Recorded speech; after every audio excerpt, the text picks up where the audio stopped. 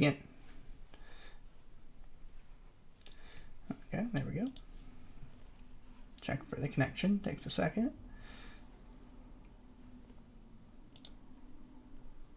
Okay, looks like it's good. Okay, let's pause that so we don't get the infinite loop again. Alright, looks like it's live. Give everyone a second to settle in. Welcome everyone, being available. Thanks for watching this live stream. We're going to continue our quest to destroy the Grox Empire. Yo, welcome Joshua Whelan. Welcome, welcome. Welcome Ronald.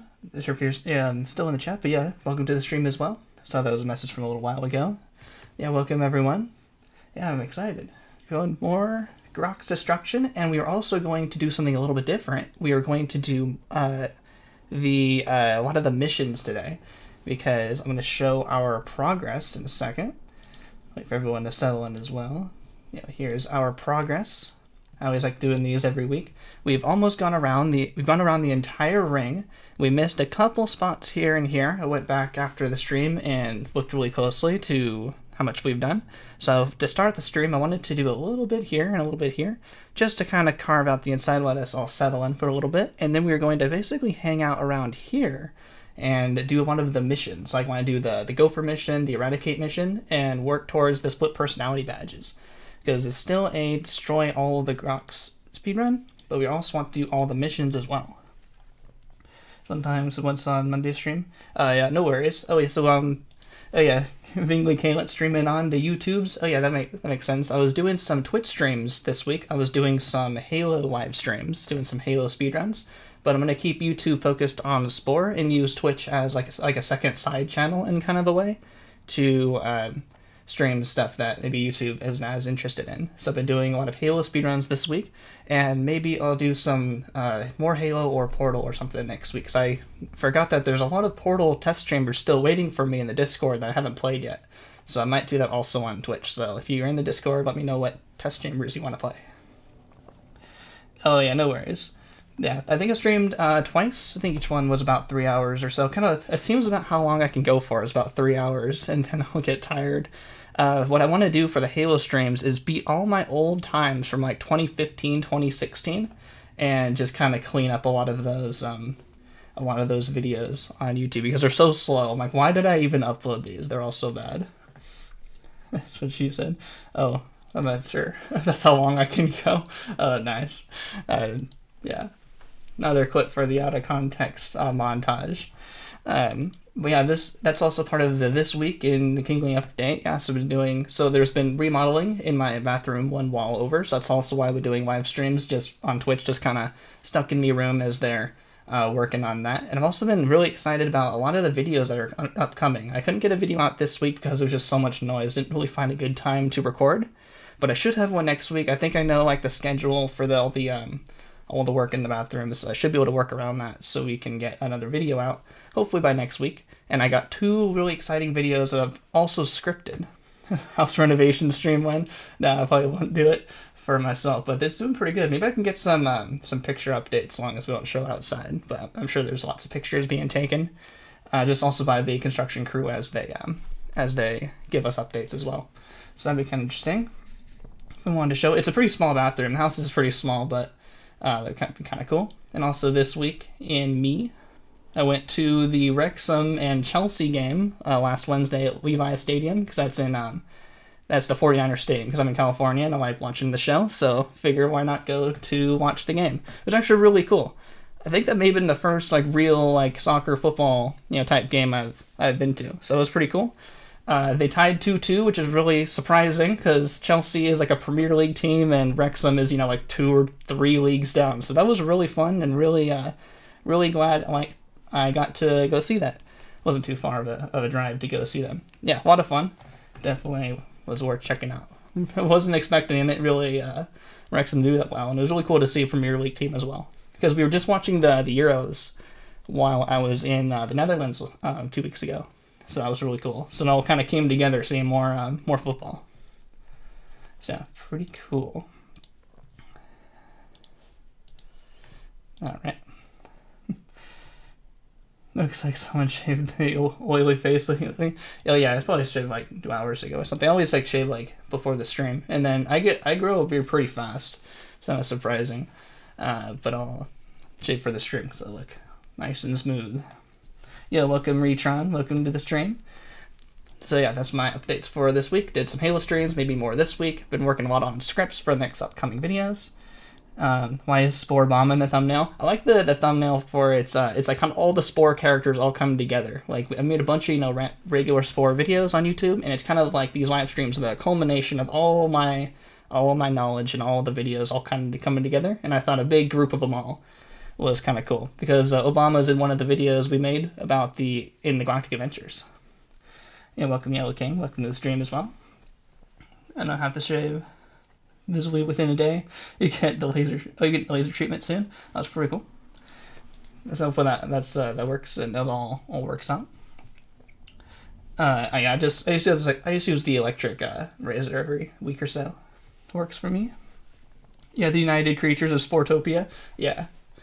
All right, so let's begin. So right as start of the stream, I wanted to show our progress because Metatic just arrived. We got all the way around. We're going to clear out this part, this bit, and then do the missions. So that is our goal for the beginning of this stream. And there's timer. I saw recently there was a video by a bigger YouTuber who did like all the achievements of Spore. It was a pretty cool video, and now we kind of have a baseline for how long that should take. It took them about 100 hours. They weren't that experienced in Spore, but showing it should take about less than 100 hours is a good sign that's because that's what we're going to do next. And of course, the title of Omnipotent filling the progress bar in Space Stage was what took them the most time, which isn't too surprising. But it should take us speedrunners too long to do. But it was really cool to watch that video. If you, the video is called like I 100%ed Spore and it was terrible or something like that. It was a pretty good video, and it seemed like their first time playing Spore, and it was like, yeah, they started out hating Space Stage, and then they realized Space Stage was actually awesome, and it was kind of like the progression of I see a lot of people who play Spore do. So it was pretty cool because I'm in the Space Stage is awesome phase because the more you play this game, the more Space Stage becomes your favorite stage, it seems like. So we're going to clean up a little bit of the Grox as I kind of settle in and warm up. Do all the way up to the 1000 parsec line, and then do those missions. Yo, Stuff Chow, welcome to the stream. Welcome. Oh, you still have the gold Grox outline, that's good. I moved the goal post on the Grox outline. I added a different tier for the months. Like the first month you get the white Grox, and then I added a blue Grox for like 1 month, and then for 2 months you get the gold Grox again. So I pushed the gold up a little higher, so it's cool. For those who are most OG, get the highest outline of Grox, which I think is kind of cool. Maybe one day we'll change it to like some kind of badge system, because I know those have like 3D models, and we can get like a really good like picture of them. But I kind of like the Grox outlines because that's kind of like the mascot of the channel. Yeah, welcome to the stream. Glad that's all working out. Yeah, Diamond Grox.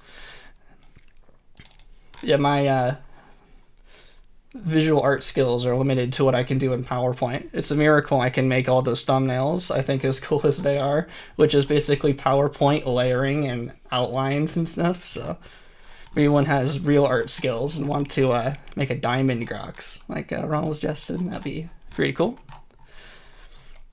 But no worries. I think it looks pretty cool. Unfortunately, as talk facial hair. Oh yeah, exact copy of them. Guess it's fortunately or unfortunately, depends how you look at it. Yeah, like I'm back at the old weed factory. My friends who's working there, they're always jealous of how incredibly fast I could grow a beard, because I would still like shave like once a week, and so like by the end of the week I would be like a big bushy beard and then reset next week, and they'd be like, if I had a beard, it would be, if I could grow a beard that fast, it would be Gandalf style. But I haven't really used it that much. Oh, it just raid on the colony, that's fine. We're still looking for eco disasters. We still need 6 more, and that's the only thing that's going to interrupt us for now.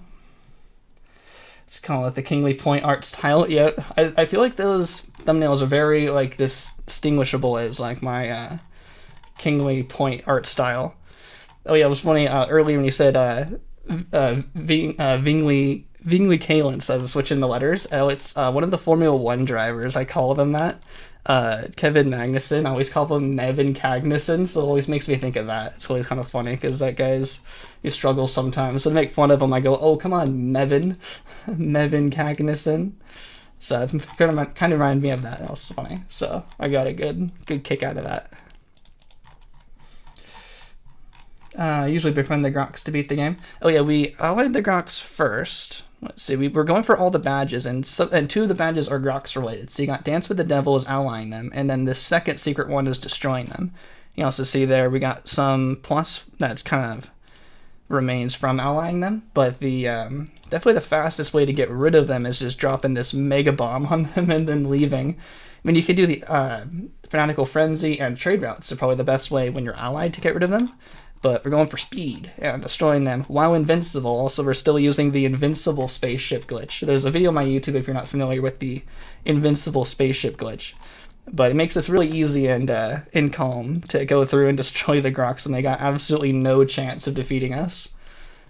So I really appreciate everyone hanging out for this nice, calm Grox destruction here. Maybe one day we'll do we won't go for all of the badges. Maybe we'll just go for like only Grox destruction, see how fast we can do it. Maybe without any glitches, maybe one day. But this is how we're doing it for today. Yeah, the casual 689 relationship.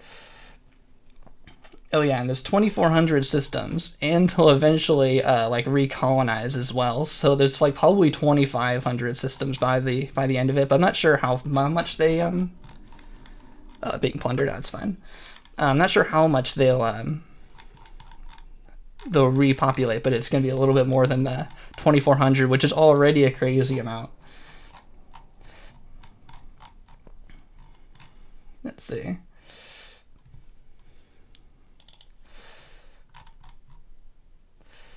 Oh yeah, so the bombs will destroy them outside 1,000 parsecs. Here we're at 1,250 parsecs.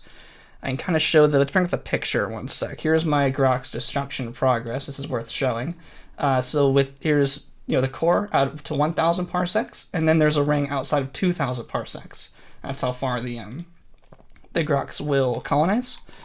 And within the 1,000 parsec ring, oops, I lost the chat. There it is. They will their cities are more powerful. Like it takes more bombs to destroy them. So it does take longer than outside the 1,000 parsec. From 1,000 parsecs to 2,000 parsecs, all their cities can be destroyed in one hit. So even though they have a whole bunch of buildings and turrets and stuff, boom, one hit with the good old mega bomb. So that's been pretty quick. Unless they have like 4 or 5 planets in the system, it might be possibly faster to use Fanatical Frenzy because you only have to do it once and you take over the entire system. But that's something worth timing, maybe another day. But so far, at least for out here, definitely faster just to drop one bomb and skedaddle.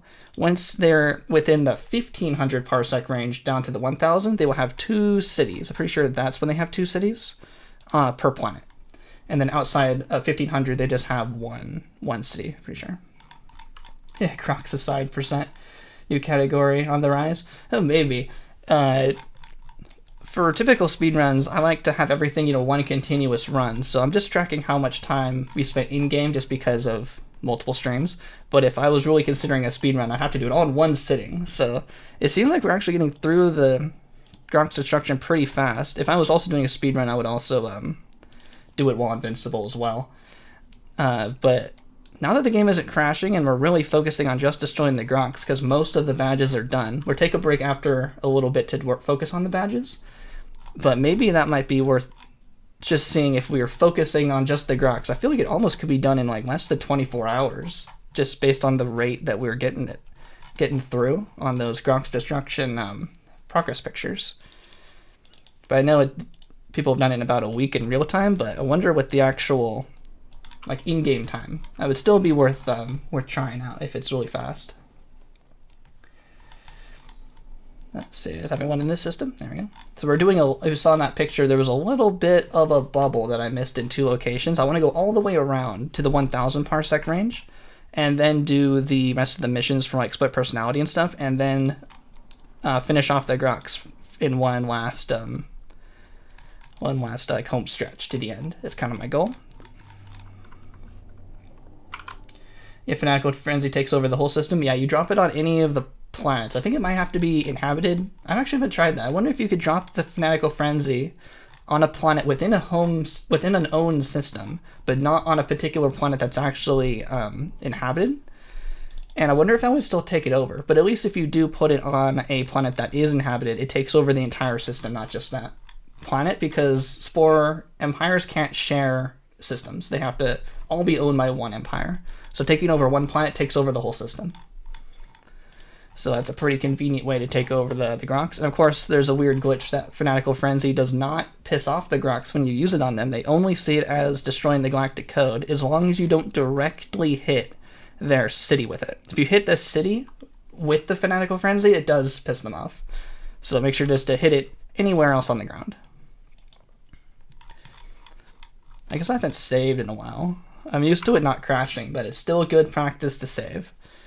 Everyone always crashes like in creature stage their first time playing, and then they always forget to save, and then they lose all their progress.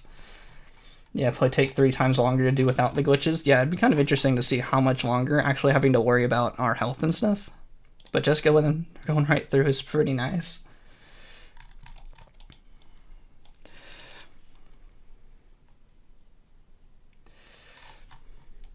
You stop destroying the Grox colonies right now when they colonize those planets again. Oh yeah, that makes sense. Yeah, Metallic's right there. That's also what we're going to do with our missions coming up. We need to make sure that you need to stay kind of within a close range of them in order for them to repopulate. And that's the same for the other empires as well. Since we're not hanging out near other empires, they're not expanding. It's kind of like, I kind of imagine it like Minecraft render distance. If they're outside of render distance, it's like they don't exist. So they don't get simulated, so they don't increase their empire. We're going to do a bunch of the missions, like the Gopher and Eradicate missions, nearby particular empires to allow them to expand, so they can become the tier 4 or 5 empire to allow them to give us the split personality missions, which we will do in a little bit once we're done destroying the Grox. So I want to kind of carve out that whole outer inner ring bit. Yeah, thanks again, Medhetic, for answering questions. Really appreciate it. I'm always slow to the questions, so I really appreciate everyone hanging out and asking questions. Love seeing the questions come through aggressive propaganda. Yeah, like the trade routes and stuff. Oh, I probably missed other messages there. Kind of related to Fanatical Frenzy. It's weird how religious nations instead of attack without being associated with green traits. Oh yeah, that is like kind of an interesting thing about Civ, where it's kind of the reason I've never done a pacifist speedrun of Spore, because of the game's own terminology and mechanics of religious cities attacking, and that doesn't feel very pacifist, even though it's like a green run. And normally people think if you do an herbivore, it's pretty much pacifist, a social run in creature stage, a social run in tribal stage, and then you become religious and civilization stage. But really the best pacifist way is to do economic. But I haven't really figured out a way to become economic into civilization stage without being religious first. Like I couldn't really find a way. Like the timeline doesn't really allow that. I was trying once where if you start completely carnivore in cell stage, get the timeline as low as possible, and then do a social run through creature stage, like being a scavenger basically in soul stage, which that's pacifist, right? Like only killing already dead creatures. I didn't kill them. That's pacifist, right? And then tier 1. And then doing social through creature stage. It's still too much up, and it brings you all the way to the top of the timeline, and then you're social into tribal stage, and then you can't ever bring the timeline down. If we can just get into like the middle, like adaptable range into tribal stage, even though you have to socialize a bunch of stuff, there's a bunch of glitches and stuff that won't move the timeline once we get into tribal stage. So basically the only requirement is to get blue into tribal stage, then we should be able to get industrious or economic into civilization stage, and then I can call it a true pacifist run. So if anyone's figuring out a way to make that happen, because the only other way to not move the timeline in creature stage while gaining DNA is eating eggs, and that's definitely not pacifist because it pisses off all the other creatures nearby, and I'm definitely not going to call that a pacifist run either. So yeah, it's kind of that, brought up a good point, that pacifist runs for me, in the truest sense of the phrase, I haven't figured out a real way to do it yet.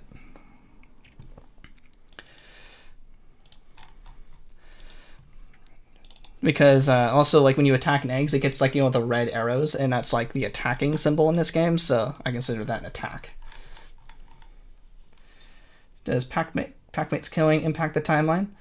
I think in a way, I think it depends on how you do it, but I would probably still consider my packmates, like, since they're under, like, my direct command, like, I think they probably would count as a not pacifist. I consider them part of basically me in the no damage run, like when we tried to beat Spore on hard with no damage in that segmented run. I also considered my packmates also couldn't take damage, so I always consider me and all my units under my control one in the same. It's kind of how I think of it. But if you want to say me, like, my creature didn't do any attacking, but you also have to, like, initialize attacking a lot of the time for it to get them to actually attack.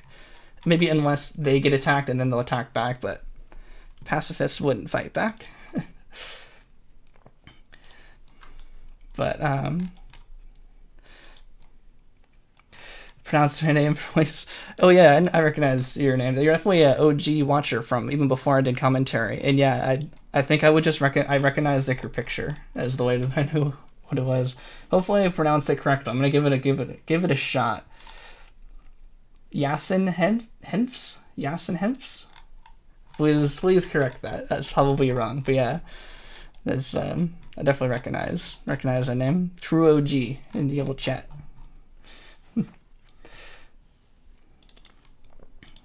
But getting a pacifist would be pretty cool. Maybe I'll try to make a video with just the most peaceful possible, because I want to make a video about allying the Grox without breaking the galactic code, and tying it in with a pacifist creature would be pretty cool. So maybe if I can do just the most peaceful possible, and just attack, you know, one economic city and then take it over and become economic from there, kind of just like every other pacifist run on YouTube. There's several pacifist runs on YouTube, but they all basically follow that same rule. Green, one economic takeover with religious, become economic, and then make it space. That's basically the style everyone else goes for. So I can just kind of copy that style and then add the extra layer on top of it. Oh, there's noise outside. Being the allying the Grox without breaking the galactic code, because if something's already been done before, I want to make sure I add another layer, like, on top of it. Not too bad. Cool. Glad I got it at least somewhat close. Didn't expect that. Oh yeah, I have a weird kind of memory for comments. I don't know. I remember a lot. Like, I remember, is it Tool Me? I know their picture as a cat, so a particular cat picture. They had a question from like 2 years ago. I have a lot of notes, but I also like remember a lot of the comments. And I remember saying like, I'll get back to you. And then I tried it out just kind of randomly and went, oh, Tulamine asked that like 2 years ago. Can I find that comment? And then I was able to respond to them. So somehow I'm able to remember some stuff, but I can't remember what I'm doing tomorrow. My head was less full back then, I think. Head empty back then. Could remember things. Now head's full. Too old. Brain hitting 100% capacity. It's like I memorized all the Halo cutscenes from Halo 1, 2, 3, 4, ODST, and Reach. I have them all memorized. Probably not as well anymore, but could remember stuff. Is there a point how to buy a license? When people say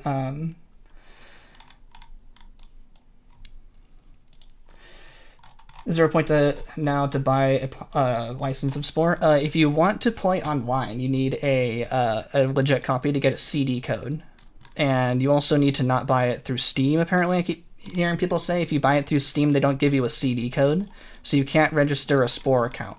But if you don't care about playing online, then I guess you don't have to. I mean, I guess I have to say piracy is wrong and all that, but if you're just asking for like the technicals, then that is the biggest point of buying a legitimate copy, is getting a CD key to make an online Spore account so you can upload creatures and download stuff online. Which I'm actually making a really interesting video about online Sporepedia stuff. I probably can just spill the beans now. It's already ongoing and stuff, but there was a community effort to like preserve the entire Sporepedia, which I found really cool. So I've been kind of poking around, asking some questions, and doing a little bit of interviewing to kind of see how that's going and maybe make a video about it, because I find that kind of stuff really cool, especially with stuff like Dark Spore, the Crew, and all the other games getting shut down. Being able to preserve and archive the Sporepedia for an inevitable server shutdown by EA, I think is really cool, and they have plans to like make their own servers to connect to. I mean, it's a lot of work in progress, not quite ready yet, and there's no real rush. They are in pretty good talks with like some developers and stuff, and they kind of have a good sense that it's not going anywhere anytime soon. But that's the kind of stuff that's good to get done early before you're scrambling last second and trying to download, multiple terabytes of creatures. Which I think is really, really cool. So I might make a video about that, showing kind of how all that works. I think eating eggs without attacking is the most pacifist. Probably the most, but yeah, then I don't want to talk too much on a video about fertilized eggs and life and stuff, as a bit, I don't know if it's too touchy. I feel like it might just be easier to say it pisses them off. The other creatures nearby don't like it, therefore it's attacking. Be the way I kind of think of it.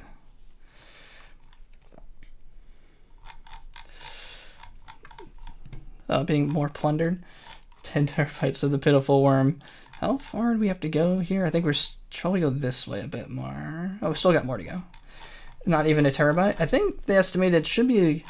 Well, it depends on like how much. I was talking to them a little bit about how big the Sporepedia is, and that 191 million number that's everywhere. There it is. Isn't actually. I think you probably know isn't really true. A lot have been like deleted or banned or been lost to time, and so they know that for sure there's like 13.9 million creations. So only like 7%, right? It's like way less than 191 million. It's only 13.9 million. But they figured there's actually a lot more that isn't like valid, so they're just kind of collecting them all that's there, and then they'll be able to give us a final number later. I think they estimated there was like 95 million, so maybe about half is actually there. And if each PNG is like 25 to 30 kilobytes, then that would go to about maybe 3 terabytes at like the most, is like the estimate. If there really was 191 million creations, then it would be 6 terabytes, but if it was only the 13.9, then yeah, it would be less than a terabyte. So it's like they say there's definitely a minimum and there's definitely a maximum, and it's somewhere in between is what it kind of seems like.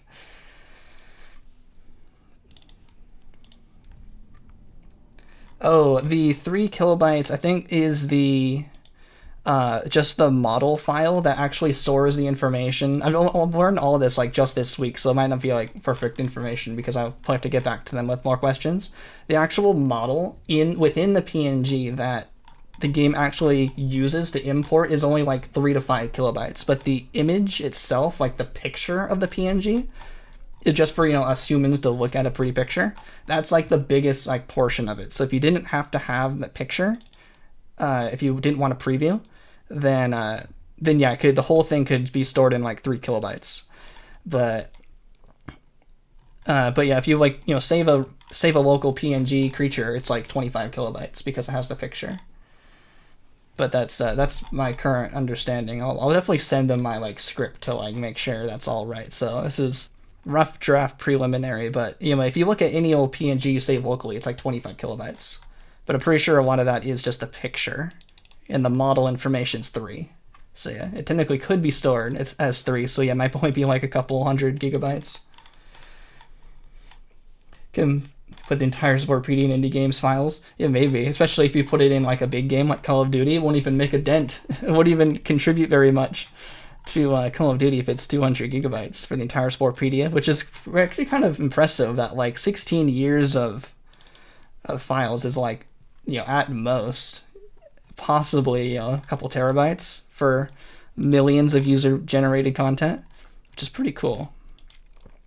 But definitely work in progress for that video, so stay tuned for that in the future.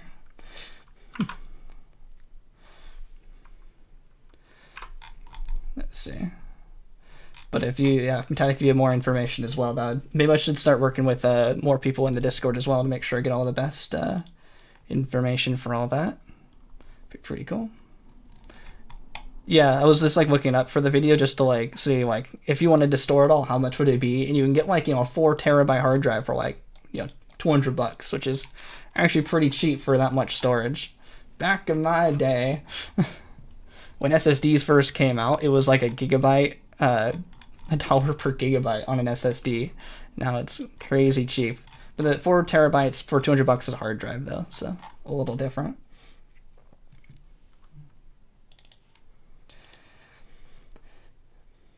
Yeah. Oh, I missed this question earlier. What badge do you have to get more? What badge do you have to get more brain inventory in space? I'm not sure about brain inventory, but the actual inventory in here, you have it's just called like cargo hold, right? Spaceship abilities. In here, yeah, large cargo hold, and you unlock these, I think, by selling stuff, like selling them out of money. You can get a larger cargo hold, but like brain space, like in creature stage, is you hit the the update progress, the progress bar chapters, and you get more brain power, and you get more packs.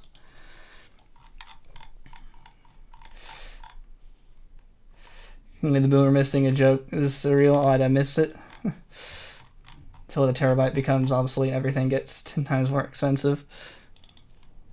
I probably missed it. Back in my day. Oh, probably because the message was a while ago, so I probably took it out of the timing context. But yeah, I need more brain space. Need to upgrade my my creature stage progress. Yeah. Upgrade the old brain drive. Back in my day, jokes were obvious. Yeah. We have fun here. Yeah. Really appreciate everyone hanging out for more Grox destruction as well. I wonder how long the missions will take. Hopefully it doesn't take too many streams, because we have a lot of those missions to go. Like, I'm going to do the cleaner, which I always thought was like eradicate, and then the gopher badges. Hopefully those don't take too long, and we can go straight towards the the split personality, and finish up the missionista badges pretty quick.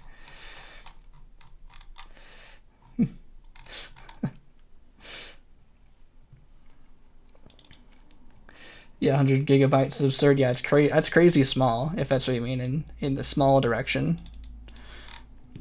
Really like well planned out and good thinking by developers to make them all stored as PNGs, which is pretty cool.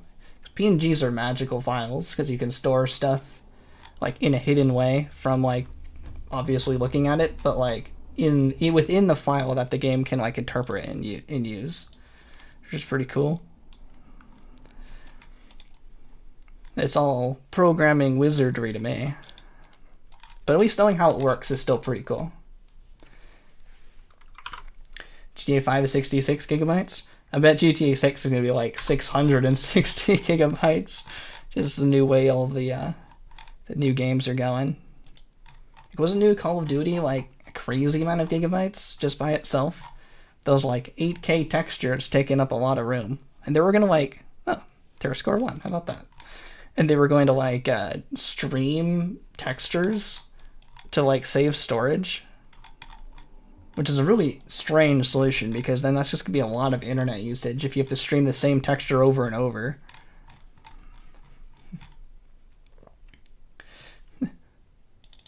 We got the whole Sporepedia archive before GTA 6. Yeah, I don't think it's quite archived yet, but at least the project is in the works, and definitely will be probably archived before, because the Spore servers, you know, they're not particularly fast. So to make sure they don't like DDoS the server, they're doing it nice and slow, nice and methodical, because every creation has like an ID on it. So if they're in every creation it's a 12 character ID. So I guess that's like technically could have a trillion locations, like a trillion slots. But the creation numbers start at like 500 billion, so that kind of cuts the IDs in half. And we haven't filled all the way up. So basically they're going from starting at 500 billion. Maxis creations start at 300 billion, but they don't have very many. But so users start at 500 billion, and then they go 500. Oh, we got a eco disaster. Where's this? Okay, I'm gonna do one more and I'll just drive over. Actually, I can just drive over there. I'm not gonna use the return ticket. So the user made one start at 500 billion. So they basically just ping the server, give me 500 billion, give me 500 billion in 1, give me 500 billion in 2, 500 billion in 3, all the way up until basically the last one. And because they don't want to overload the servers, they're going nice and slow, and probably not running it constantly to make sure to give them a break, so they don't overload the servers and then they break, and then the EA would actually have to put effort into it, and then they'll just be like, oh, I don't want to do it anymore. So they're taking it nice and slow there. There it is. Got 3 more.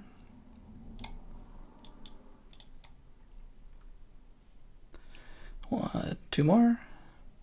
This is going to be a lot of the missions that's going to come up pretty soon. There it is.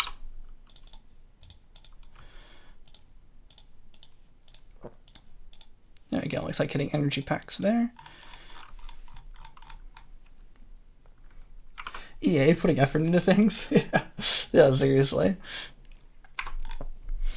Oh, so that was kind of like the possible doomsday, the last day that the servers could be online, is the current estimate I think would be 2027, because that's when the I think it's called SSH certificate. They basically keeps the game online. You have to, it's just stuff you have to renew, just how the internet works. Basically like the HTTPS protocol. Is this where I was? It needs to be renewed every once in a while, and just, costs money. But it would actually need an in-game update to update the certificate, and those last every 10 years. So they went from 2007 to 2017. And if you actually notice, in 2017 or so, the I need 5 more. The game actually had a Steam update, a real update. So to get a new certificate, you have to update the game itself, and that expires in 2027. And if they renew it, then you got a whole another 10 years or so. But what's the chance that EA is going to actually buy a whole new? I don't know if it costs money, but they need a new certificate to keep the game online, and also push an update to Steam and whatnot. So we have at least until 2027, I figure. And I doubt the servers would go offline before that happens. Not to ring the bell of the end is nigh, but that's that would be my estimate. SS certificates are really cheap. Okay, that's good to know. Yeah, I don't know anything about how they work, so hopefully it's cheap enough and easy enough to integrate that EA would at least bother to update that. But that'd be pretty cool, at least, to get all the way to 2037. $5 a year. That's easy. I'll pay for that. For 10 years, maybe $50. And we get some crowdsourcing going for that. Yo, welcome, Tulamine. Welcome to the stream. Oh, how'd you make? Is there a new tool going around? Oh, it's a website. Let me get the. Oh, you're talking about my Grox destruction update map? Yeah, let me get a link for you. 1 second. Unless Batatic can beat me to it. Save the game. 1 sec. It's in my notes. Big ol' list of notes for Spore stuff way down here. That's how long my notes go. Star map. There it is. There it goes. Hopefully you have a somewhat decent computer. It helps if it's a lot of graphic processing for the website. But it's the star map of the Spore galaxy. So it was a little easier to use to get the picture of like a top-down view. Because when you take it from the game, there's a lot of, you know, particle effects and stuff. So that removes a lot of stuff. Let me show the stream in case anyone can't access chat, show you what I am talking about. Toy Mine, okay. Use your Twitch username. Don't bother with my username. Okay, hopefully I've at least pronounced it somewhat close. But let me get this site going and I'll show everyone what I'm talking about here. This is a website that shows the star map of the Spore galaxy and without any of the particles and stuff. So you can kind of see it's pretty patterny. It's pretty threaded. Let's see where I can find it. There it is. And here's Earth right here. There it is. There's Sol. I can find Sol pretty fast. It's in the same spot for everyone, so it helped to take a picture on this site instead of using the galaxy itself, because when you zoom out in the real galaxy, you know, you can't really see anything. So that site was pretty cool for the picture.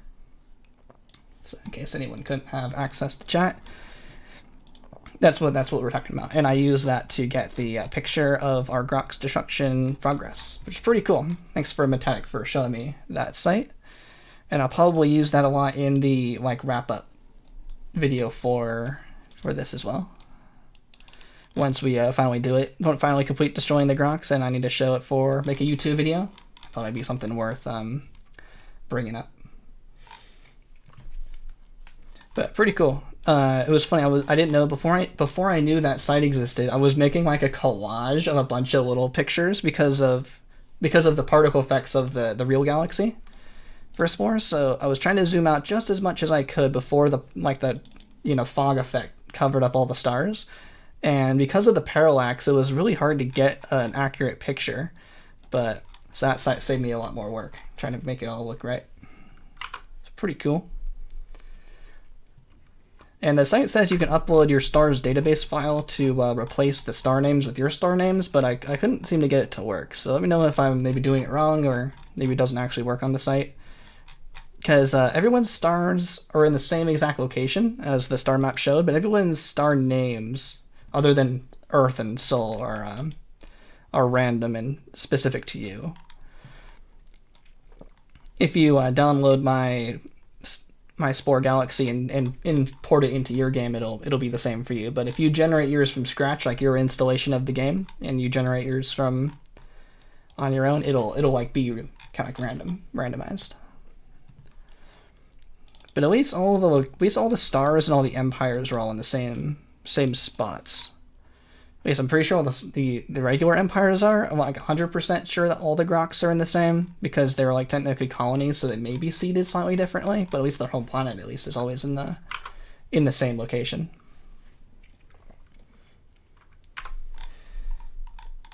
Galactic Core and Sol, the only things that are named the same, unless you rename it with the cheat. Yeah, that makes sense. Also, the Galactic Core makes sense. That's always the same, but that makes sense that those are the only two that are the same for everyone. Still more destruction. How close are we to 1,000? We're pretty close. Once I carve out this little bit, we go down another little bubble and clear out the Grocs from there as well.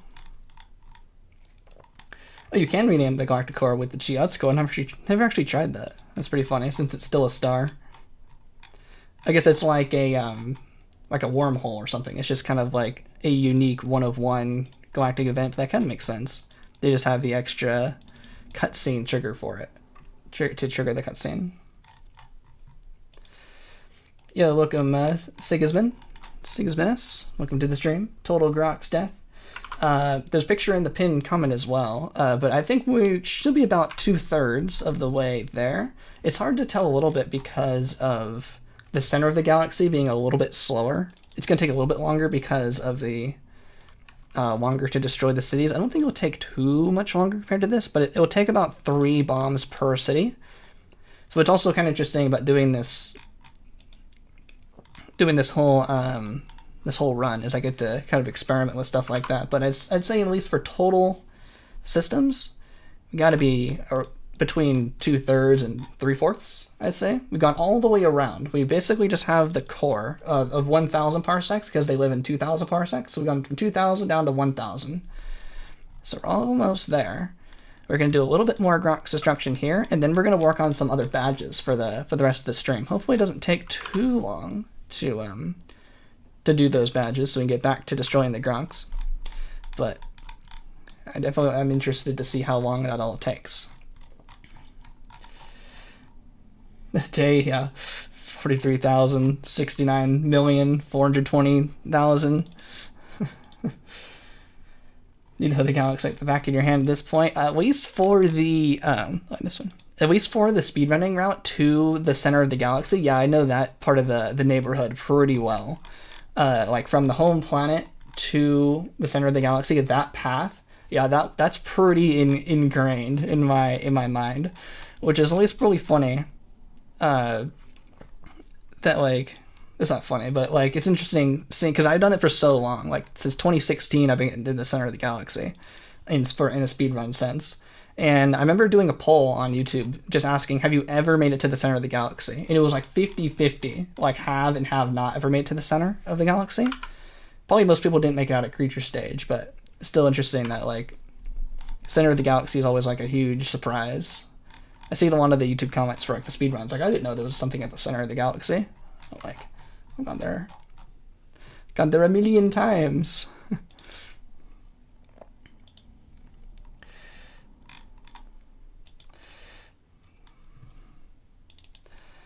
Yeah, that was the upload for the stars database. Yeah, didn't quite work for me. It's in your app data roaming file. If you search %app data into Windows search, you'll get the roaming folder, and then within the Spore folder is the Galaxy folder, holds all the stuff about your galaxy. And then within games, then game 0, and then there's the stars database. That's the file it's looking for, but it didn't work for me. Maybe I had to refresh or something.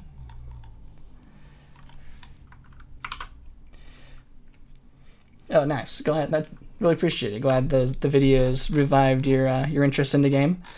Yeah, there was also a lot of my main goal of those videos was to show that Spore has like a lot more to it than I think people initially realized. People probably thought Spore was just kind of funny creature building simulator. I'm like, oh no, I think this game has some deep elements to it. Like there's a lot going on, especially like space stage speedrun. There's a lot more than meets the eye because people will just see space stage, go, I don't get it, and then leave. I see that a lot. But I'm like, no, there's more. There's lots to it, and I find the game pretty fun. Oop, I didn't mean to hit that button. Doesn't really matter.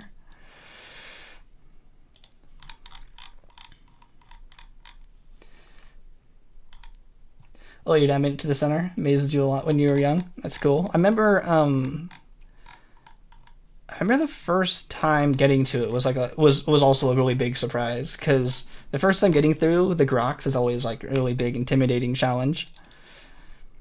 So that's pretty cool. I think I still remember the first day. The first time I made it through. I also remember the first time I found that there was Earth. I think I remember like watching a YouTube video and it was like one of those classic old annotations like pointing to it. It's like, here's Earth, it's right there. And I was like, oh, that looks like me, looks like where I am. Because I could still kind of recognize the galaxy at that point. And I was like, there's Earth in here? It's pretty cool. A long time ago, probably pre-2012, I'd say.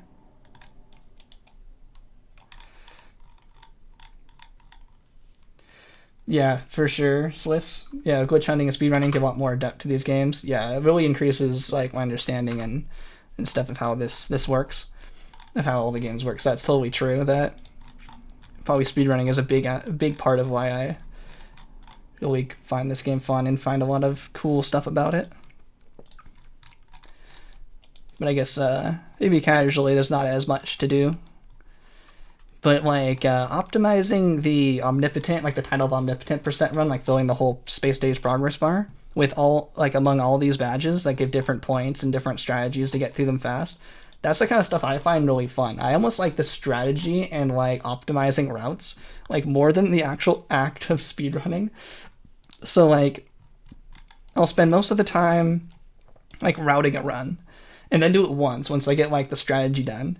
And then the run will be, like, alright, and, like, and as it's, like, technically performed, so probably will get beaten by someone who's actually better at speedrunning than me, like Savage Brick.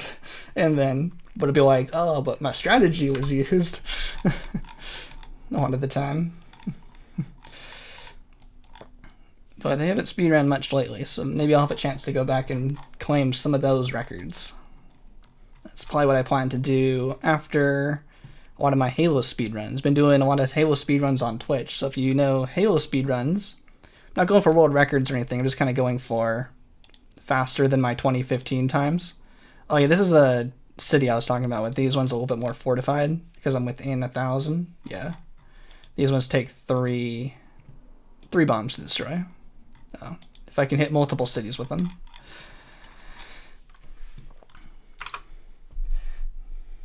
After that, it's constant clicking. Oh, that was a really long save. It scared me for a second. We haven't crashed since using the mod. Oh, am I going the wrong way? Oh yeah, that was the wrong way. Let's go this way. Since using the mod, we haven't crashed on stream. But still want to save just in case, because there's other ways the game can crash. The mod just fixed one method the game can crash, but this is Spore we're talking about. Oh, turn score 1. There's plenty of ways it can crash. Oh yeah, multiplayer would be really good. Would revive this game in an instant. I would really like, yeah, multiplayer for, of course, space would be the best, but I would really like a Civilization stage style multiplayer game. I know there's Civ Myers Civ, but like, I mean, that's a completely different game, and then there's Stellaris, which is pretty cool. But like, specifically Civilization stage multiplayer, that would be so cool. Like, I can already imagine stuff like, you know, when you're in the city planner, the game doesn't really pause, everything stays in real time to keep it fair. Like a full real time, but not something so in-depth like StarCraft. I tried to play StarCraft, that was too complicated for me. Civilization stage, way better. But that would be pretty cool. And then to like get really big planets, have like 100 cities on them, have lots of players, that'd be so cool. If I had infinite programming ability, a multiplayer Civilization stage, maybe one of the first things I'd make. Don't think it ever crashes on Linux. Mine's too good. That's really good to know that. That's good to know that Spore plays well on Linux, because I don't think there's like an official Linux version for it. It's like there's Windows, like on Steam, and there was a Mac version on the DVD, which I think is not installable because the servers that verify your CD key are offline. Windows 10 doesn't check for those CD keys anymore. As long as they work locally and you just pass through, it'll work. They don't actually, Windows 10 like doesn't care to bother to check those servers. But is it the Windows version that's through Wine then running on Linux, or is it the Mac version, or is it actually like a Linux?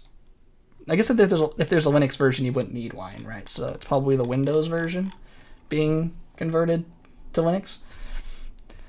I haven't used Linux very much, so I'm not sure. So multiplayer in Space Stage would be pretty good by sharing your files and taking turns. Oh yeah, I could definitely see that. That'd be pretty cool too. I think I've seen some other Discords try that, like role-playing in a way and taking turns with the server. That'd be kind of cool to coordinate. If y'all wanted to try something like that and work it out in the in my Discord, which is in the description, if you want to join and talk Spore, that'd be pretty cool. No promises that I would join in, but if y'all wanted to do something like that, that'd be totally cool. Totally good to do. Because I know y'all want to do a Minecraft server as well, so y'all can work through that. Wine's only for Windows 32 programs. That's like, yeah, because I know Spore is a 32-bit program. It's why I'm also using a different mod patch thing that allows Spore to run with 4 gigabytes of RAM, because 32-bit programs can only use 2 gigabytes of RAM, or gigabytes to be more precise, I think, which is basically the same thing. for in my terms. Friday Night Funkin' good with wine? Oh, I'm not sure. I haven't played that one as well. I think I've only seen that game be streamed a little bit. Yeah, turn-based RPG. It'd be pretty cool.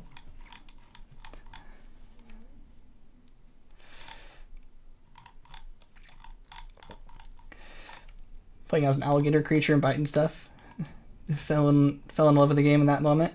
Later got the game magazine and realized the game was just a creature creation. Oh, did you get the demo? So I know the demo just came with the creature creator, and in like 2007, but I think, and then in 2008 the full version of the game came out. So if you remember, like back in the day, if you just had the demo, then that makes sense. Windows 32 includes 64-bit programs as well. They're just interesting. Maybe I'm thinking x86 programs. I'm not sure. I'm not a big programmer. I only know a wee bit about all that wizardry, I say.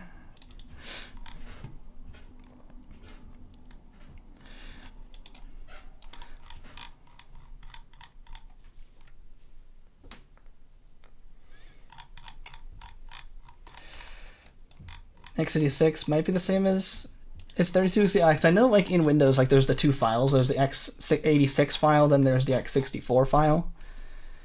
But I always think of like everything. I thought x86 was like the type of processor, like the type of Intel processors we have, or x86 processors.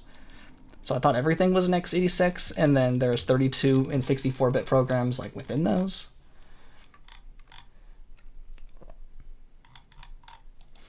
I don't know. Glad the chat's helping me out there.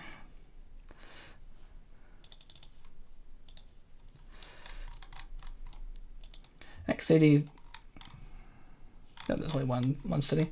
x64 is x86 64. Okay, so there's no one there. There.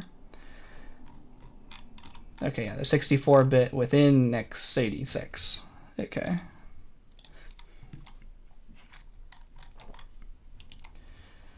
Oh, but the magazine said it was the full version. Was that magazine just wrong? I wouldn't be surprised if something mainstream was wrong, even back then.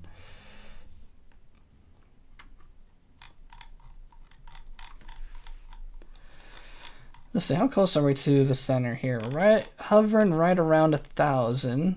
I don't want to do, okay, that's within 1,000. I want to do ones that are within 1,000. We're almost there in this little bubble, and then we'll do a second little bubble, and then we'll go to those missions.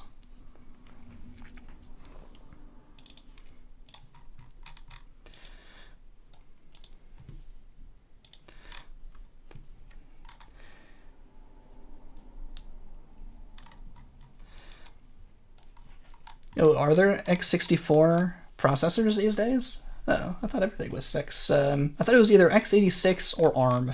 I thought the whole was like the only two options. But if there are also x64 processors, then that's all brand new to me. Okay. So 32-bit goes to x86 and 64-bit goes to 64. Okay.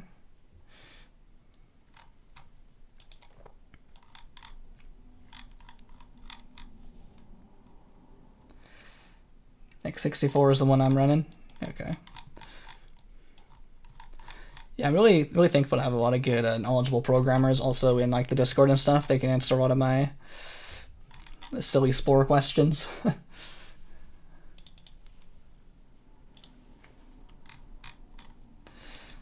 Yo, welcome, Kovas G. Welcome to the stream. Thanks for stopping by. We're still in the middle of our destruction of the Grox, talking a little bit about processors and computer architecture and stuff in the old chat as I pummel the Grox a little bit. Speedrunning Spore on Linux, you probably lose some time doing unable to do the Control-Delete. Oh yeah, that makes sense. I think we also agreed that we couldn't use any like compatibility layers when speedrunning because it's not like the true game, because this game is kind of finicky when you like mess with anything. Like mess with the frame rate isn't allowed, and because that causes some weird physics issues. So I think we initially said there shouldn't be any emulators. So I think for at least the ones I'm like tracking, I don't think I would want unless you can like really verify that like it's really the exact same game. I think back in the day I really didn't understand how a lot of the emulation and compatibility layer stuff worked, so I think I just said nah, none of that. But if you all seem like very knowledgeable programmers, if you're like yes, it's exactly the same, then that'd be fine to run. But yeah, not having the Control-Delete trick would definitely slow it down a little bit. Okay, 1080 was still there.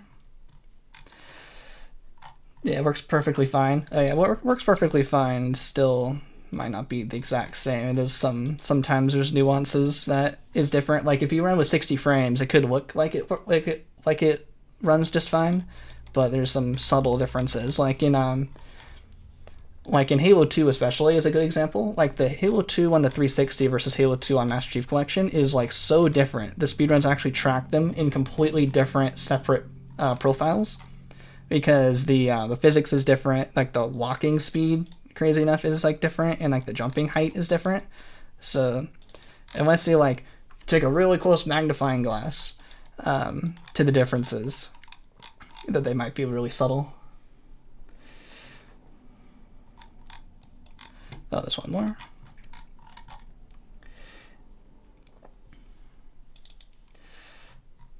What would you ask? For some reason I can't access the cheat menu when running on Steam. Are you making sure you're hitting Control-Shift-C and not like Function-Shift-C? I think I ran into that once. I was using an old laptop and I thought that laptop just couldn't use the cheat menu, and then later I realized, there's the function key in the bottom left corner. I was hitting Function-Shift-C for years, and I go, oh, the control's right next to it, because I always thought control was in the bottom left corner and not really looking at it. So just make sure it's there. But yeah, it's not the Steam version. I see the Steam version getting a lot of flack in a lot of comments, not my comments or anything, but like other people's, not from y'all in chat, but I watch a lot of other YouTubers do Spore, and everyone always says the Steam version crashes so much. I'm like, it's the same. I don't think it crashes any more than anything else. I don't know what's the deal with the Steam version, other than it not giving you a CD code. The game's fine. I don't know what the dealio with that is. You're still outside of 1,000. I'm going right up to 1,000 here.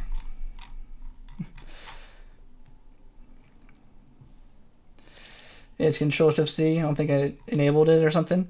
I don't know. Maybe just double check your keyboard's hitting those buttons properly, because Steam version works just fine. Control-Shift-C works. I'm not going to bring it up because I'm in a speed run, and I don't want to. No cheats in my speed runs.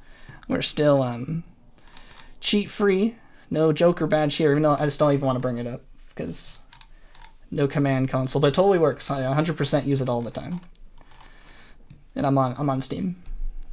No problems there. Still outside 1,000. All right, I'm going right up to the border. But does anyone know, is the Steam version crash more than like the EA version or anything? It's the same application. Yeah, that's what I thought. It's the same. I mean, also I probably didn't help because I crashed so much in my first like 7 days of the stream. But we found the specific issue, and we fixed it. So, and I haven't crashed since. So, oh. We got eco disaster. Okay, we'll do one more, and then I will do a return ticket. Back home.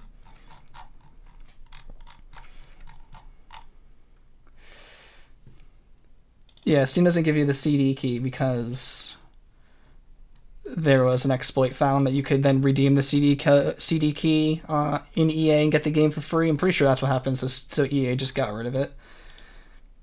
But the game they give you is the same. That's the CD key stuff's outside the game.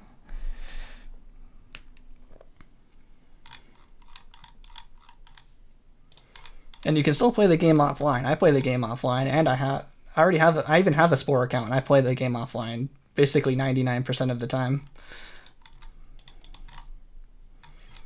and the game works just fine. You just can't upload and download creatures.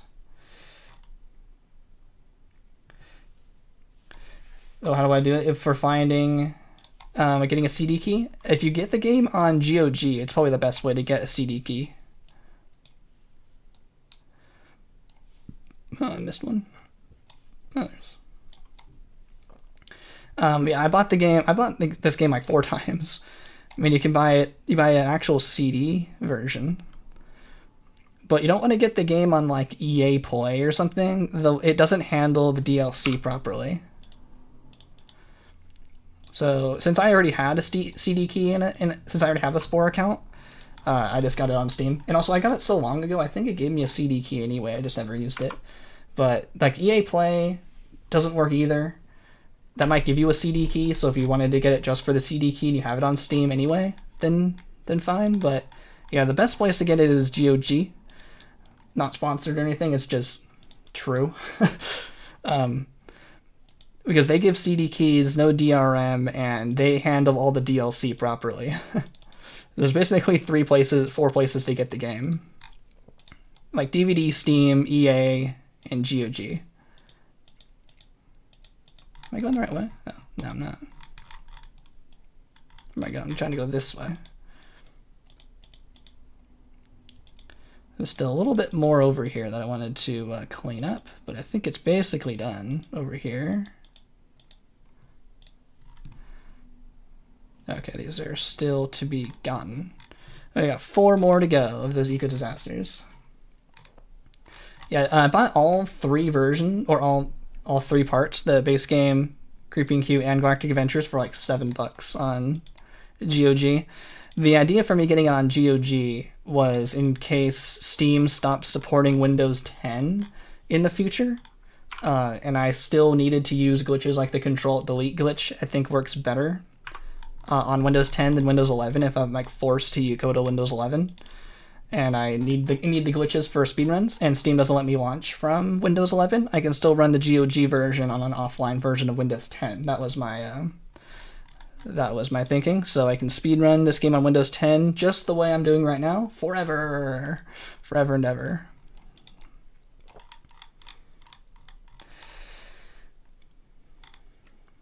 Yeah, was it like it was probably that exploit found that made them stop giving the CD keys. Yeah, Windows 10 is going to get unsupported. There's no way, though. Like, they can. There's still too much on Windows 10. There's still it's like 70% of PCs still use Windows 10. They're going to go to like the end of next year for support, and then they're probably going to start charging for updates, which is like crazy because like the updates are there. They just want more money. Greedy Microsoft using this stupid Windows 11. I don't like Windows 11. I feel like it doesn't take itself seriously. Windows 10 takes itself seriously. It looks like a real computer.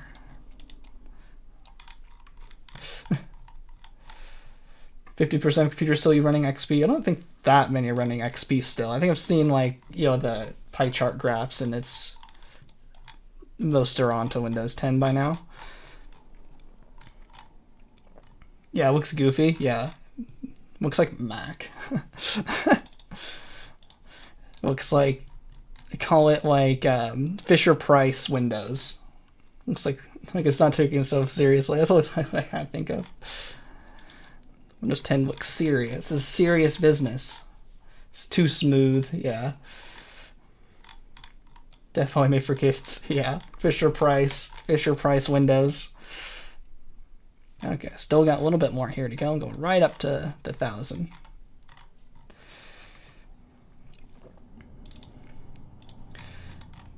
It have no bulletware. Oh yeah, like YouTube Kids, right? It's like a super slimmed down version without comments or anything. If it was really made for kids, I mean, it's not really made for kids. It just looks like it. Yeah, Windows 11 has so much bulletware and AI nonsense. Oh, it's within 1,000. There we go. A little bit more. Then I'm going to go over to that second bubble. Windows 11 has a nice screenshot tool, and that's it. Is it better than the old Windows Shift S in snipping tool for Windows 10? If you do Windows Shift S, it brings up like you can drag a box across your screen and take a cool screenshot. I think this issue is a cloud bug that give you an application that just crashes your computer and to turn off OneDrive. Oh, that's crazy. It gives you a bug that crashes the game. It crashes the whole computer. Oh, so you didn't know that? It also works in Windows 10. Oh, so Windows 11 has nothing. Nothing, I say.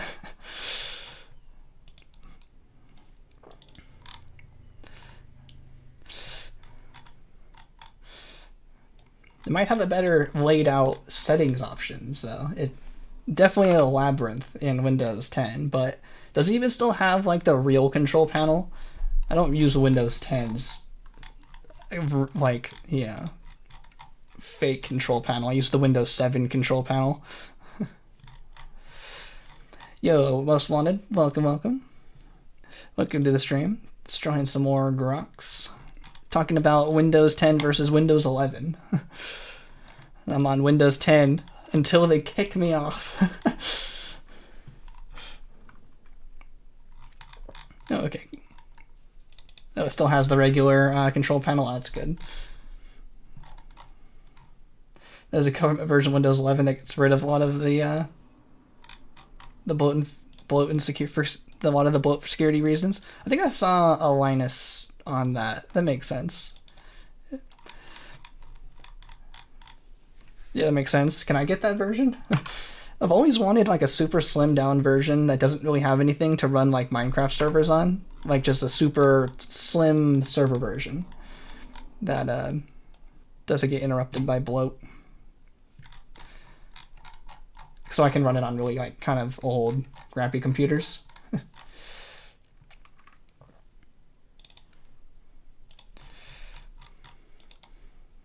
They use Linux for that. I tried using Linux for like basically pirating sports, and I like literally couldn't figure out how to install Chrome. I blamed Linux. I remember Linus's like Linux challenge where they tried to use Linux because they're big Windows users also, and they are struggling a lot. And like, I tried to use Linux for that, and I'm like pretty good at using Windows. Not like a programmer, but like I'm pretty proficient, and I'm willing to like mess with like registry edits and stuff. So I'm pretty comfortable exploring around a computer, and I couldn't figure out how to install Chrome on Linux. So I think that's Linux's fault. I wasn't gonna use any control panel nonsense. I wanted to download some kind of executable equivalent and have it install, and it didn't work.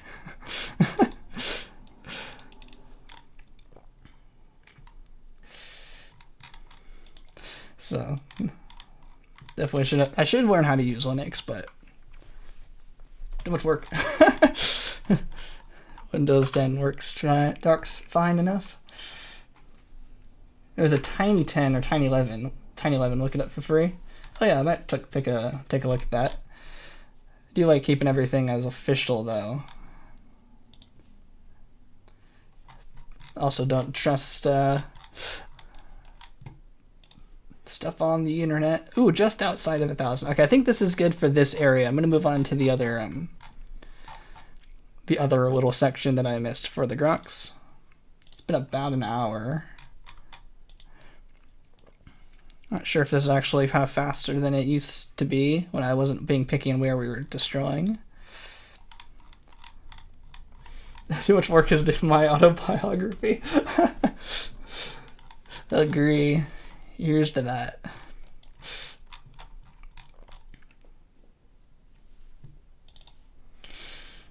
With a lot of newer Linux distros, you can download an installer, run it pretty easy command. No commands.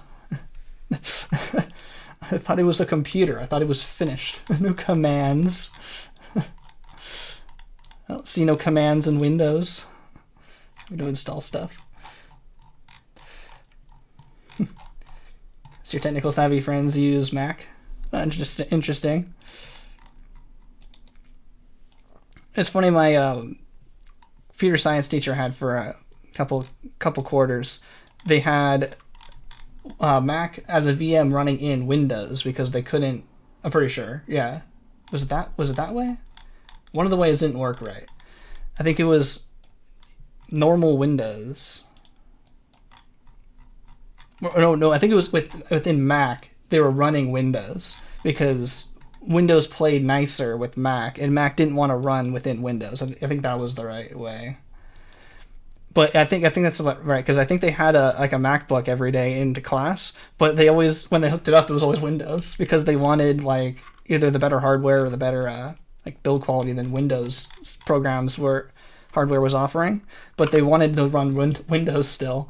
So I think that's the way it was. I think it was a MacBook running Windows, because Windows is like, I'll run anywhere. Mac's like, I ain't running in no Windows. Let's see how close this. Okay, I think this is pretty good for here. Okay, the other bubble I'm looking for is over. So we did this. This is what I was working on for the first hour here. I'm going to go over here and clean up this a little bit. Let me just put this picture over here so I don't lose it. Okay, it's just kind of over here. I think it's this area here. Yeah, that looks right.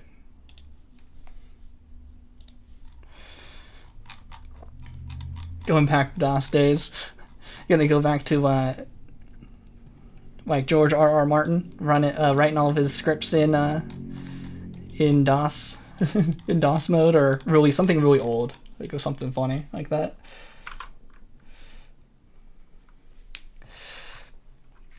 Yeah, that makes sense that Linux wants to use more commands.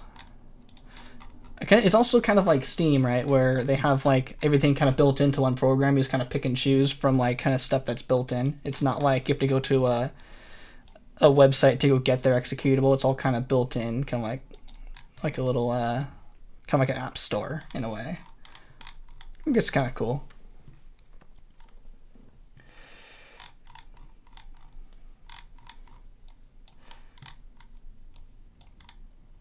Oh yeah, nowadays there's an app store pre-installed. Yeah, that makes sense. But that usually installs flat packs. By the sounds of it, that doesn't sound like a good thing that you don't want. But I try to install Chrome like I would in Windows. Like I try to go get an executable or something, and I didn't know what to do with it.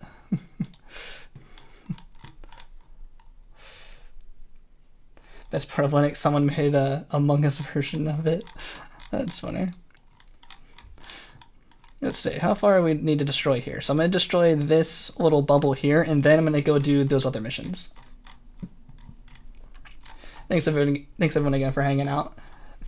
Talking Windows and talking computers while I'm destroying some Grocs. Having a good time. Let's see, we're at 35 hours. Been about an hour in. Still want to go for about 3 hours. Still got a bit to go today. Oh yeah, I can link that. They are here. Pretty sure that's the right spot, right? Yeah, that's right. That tells you all of the voices you can have. All the TTS voices, this site uses like cool like AI generated text to speak voices. You can get some funny voices, like they got. Well, Biden's a lot more relevant kind of now, but there is Biden on there. Some funny ones. I don't know if they have Kamala yet. I remember we talked in the news broke live last stream, and I was like in shock, in disbelief. Biden dropped out, and then Kamala took the spot. I think I'm more relieved now. I was very shocked back then. But yeah, there's lots of funny voices. I'm not sure if Kamala's there yet, but they're probably at her pretty soon. But there's also other funny voices like GLaDOS and stuff that you can make the TTS use. Joe Bidet and Donald Trump.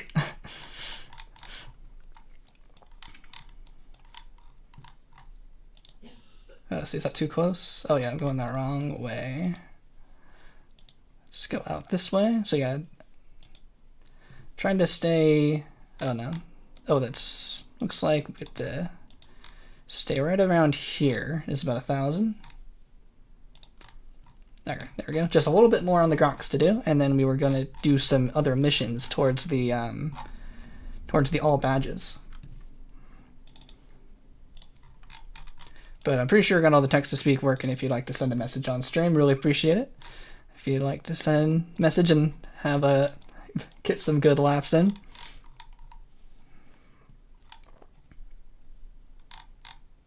Just have the really old TTS that sounds terrible. Oh yeah, I think the default one is the Brian.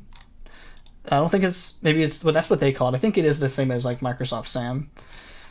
I'm not 100% sure, but I think I can change what the default one is, but I don't think it counts because I'm just using like the free version. I only get like a certain amount of AI voices. So if you use the default Microsoft SAM Brian voice, then it doesn't go towards your limit. But if you give it something specific like Obama, then it'll use the voice. But you gotta do it in their format. You gotta go like Obama : and then the message for it to know to use the voice. And then it'll take like a couple seconds for it to generate, and then it should come up on the stream. And if there's any problems, I can force it through, and we can work it together. We got some pretty funny messages last time.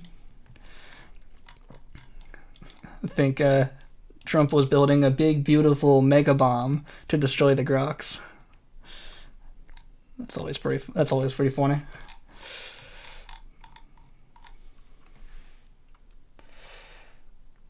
It's Atari era SAM. Oh, I thought it was called Microsoft SAM, but it's probably not. They probably just stole it. Atari era. Has to be heard to believed. Oh, they actually had voices that like long ago, like when the original Atari stuff came out. That's pretty impressive still. But I think on Twitch it's known as Brian. So I was trying to use the more common lingo as Brian. You seen any troll memes? You know what Sam is? No, I haven't seen that.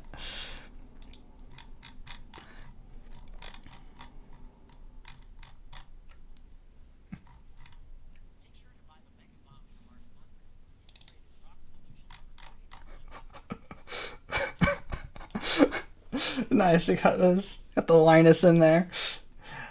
Oh, I think is it just bong? I heard it say boing. I think it meant to be bong is the sound effect for that, right? Sound bites.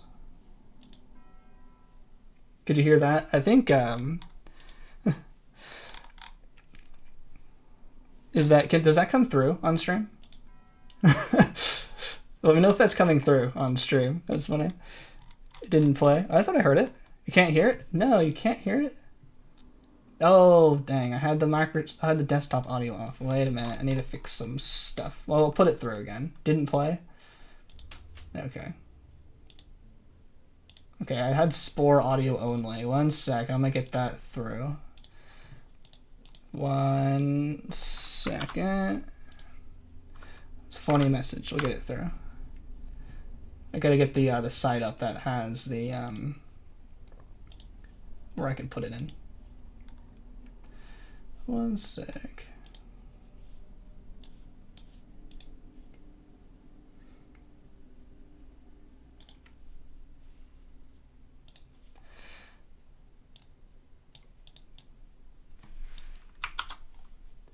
One sec. Here it is. And let me fix the bong. Okay, hopefully that comes up.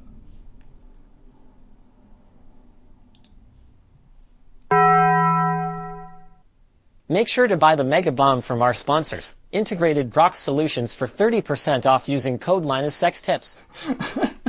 Nice. Hopefully that are you in the speedrun? No worries. We got 30 hours and I'm not worried about a couple of minutes. No worries. Totally good. You're totally fine. That was worth getting on there. Yeah, it works nice. Let me know if does this also come through? If I just do it directly. Bong. Bong. Cool. Yo, thanks so much for the super chat as well. For the that got through. Created Grox solution for 30% off. Nice, it works. Nice. Thank you so much, Sigismund. Totally worth it. That was awesome. Really appreciate that. I should have all of these sites and stuff open right away in case there's any problem. I think what I was doing before was I had specifically just Spore audio on and I muted desktop because I was I think I was recording something and I wanted to make sure the like a stream or something I was watching didn't come through. OBS is pretty cool. You can now separate all like the audio sources. I just forgot to change it back, but should be all good now. So you have to send some other funny messages. It all should come through now. Yeah, that should be the next April Fool's sponsorship after Steve's timeshares. Do something funny like that. To create a Grox Solutions.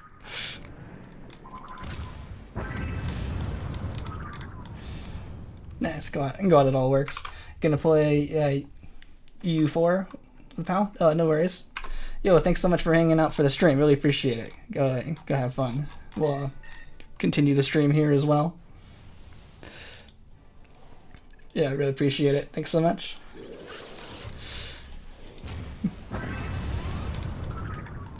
Nice. Glad that all went through. Just realized I was watching 17 seconds behind.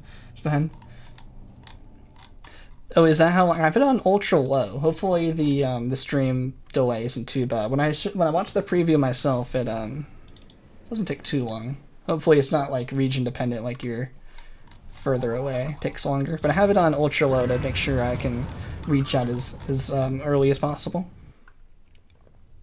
Only 300 health? Yep, we're just that good. 300 health, no damage from any of the Grocs. Nah, just kidding. We're using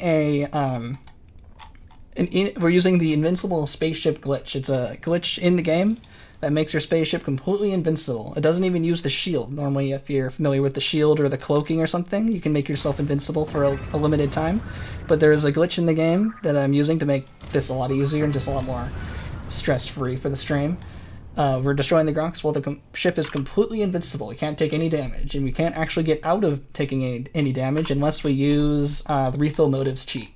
We're actually completely stuck like this forever.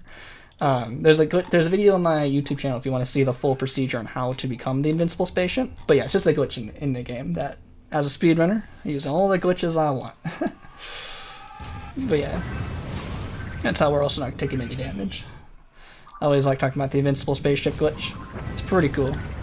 A few people went into making that with me. I think I found the actual final application of the Invincible spaceship, but two other people's work went into making the first two steps in order to make it work. So it wasn't definitely no one alone. Definitely not me alone finding the glitch. It was Getter92 who found that to get the first step was the ghost ship glitch, which is the 0 health ship. That will soft lock when you go on a planet, and then someone else from a comment suggested I think Getter92 also found you become permanently the ghost ship if you go into the Galactic Core cutscene. And then another person from comments found that if you use the repair pack before going into the Galactic Core cutscene, you could then become, like destructible, or if you use the return ticket, it'll give you a spaceship back, and then you can go in the Galactic Core and you'd be fine. But then I was like, what if you do it in like a different order? And I found you can get your spaceship back and be invincible. So it was a bit of a work with a few people.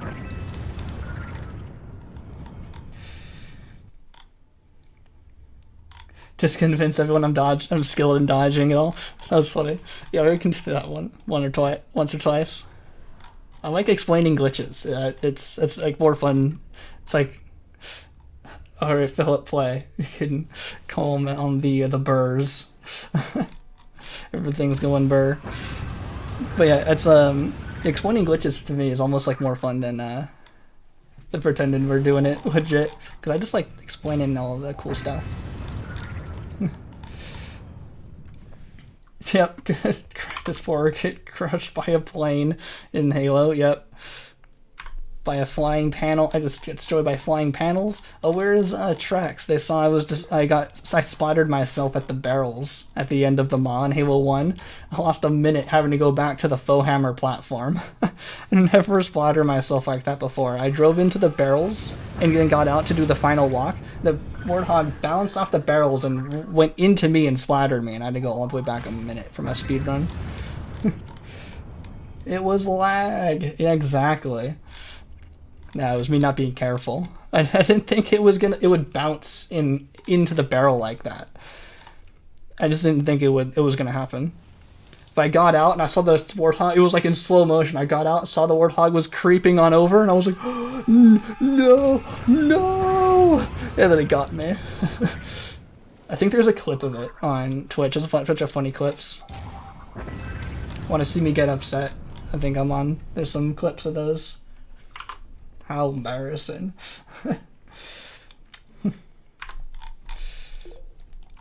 You become the Invincible ship.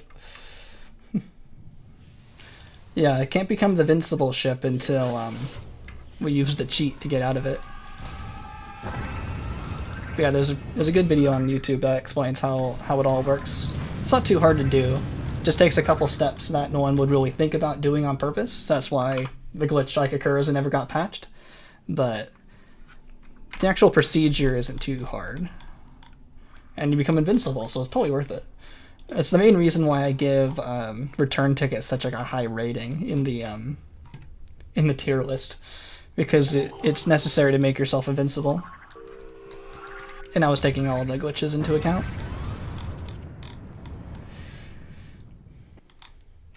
Yeah, now you know how the Grox feel when dropping mega bombs. Yep, getting destroyed. Totally unfair. Totally rigged. Totally unfair. They wouldn't even patch it if someone discovered in 2008. Yeah, probably not. They're too busy patching other bugs. You're probably right, yeah. And they still got plenty more bugs and glitches to go. It's funny that, this is actually very unfunny, that 343 Industries, the makers of Halo now, just hate fun and happiness. They love patching out fun glitches and speedrunning exploits and stuff. They didn't even patch like the underlying causes of a lot of the glitches. They just patched the applications in like the very specific locations where the speedrun used it. It's like they did one of those IGN watches Halo speedrunners for Halo Infinite. It's all for Halo Infinite. They watched one of those and the developers were like, oh, I'll fix that. Or something like that. Or maybe they reported them as bugs or something, and then the developers just thought they were bugs and needed fixing. So yeah, that was too bad. So you had to play on like the oldest version to have like a lot of the cool bugs and exploits and stuff, but they took out a lot of the fun things. Like you used to be able to like drive a Pelican in Halo Infinite, like during the campaign, and they patched it. And I think there was like some like out of bounds stuff or something that they like patched like specifically in the speedrun route and not the reason why the out of bounds happens. So I think something like that, or maybe they patched all the out of bounds. I don't know, something like that. That's what I was hearing from Monopoly. He's my source for all that kind of stuff. Yeah, 8 out of 10 too speedrunnable.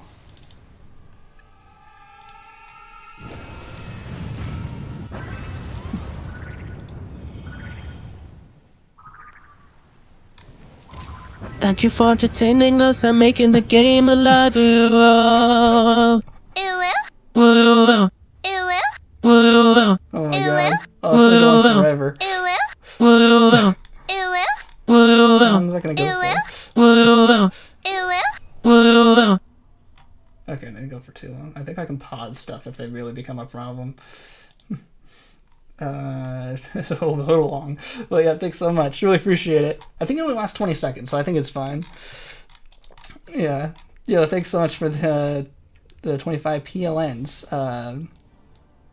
Sol Bonafide Kappa? Yeah, really appreciate it. Thanks so much. I didn't think it was going to turn on for a second. It took a bit for it to generate. But I think it only lasts 20 seconds. I think it'll be fine to let it play out. But yeah. Oh yeah, thanks so much for the message as well. Glad this is keeping it entertaining for you as well. Really appreciate it. You remove the Ulu sound effect. You can do that. Okay. I can look through all. I think I just left everything on the all the sound effects, but I can go through and edit some if y'all don't like the sound effect. I don't know like all the the context for that for all that memes and stuff. I'm not on the internet enough. I don't know what it means. But if y'all don't like it, I can get rid of it. But thanks again for the super chat. Really appreciate it. But yeah, I can get rid of a bunch of sound effects and voices if y'all don't want them. Yeah, yo, first super chat. Yo, thanks so much. Really appreciate it. I'm glad it's also all working.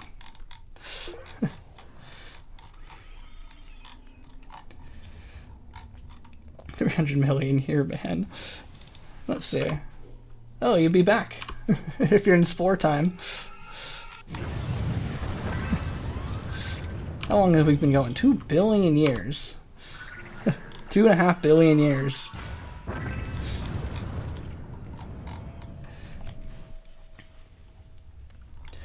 So how far have we gotten for the Grox here?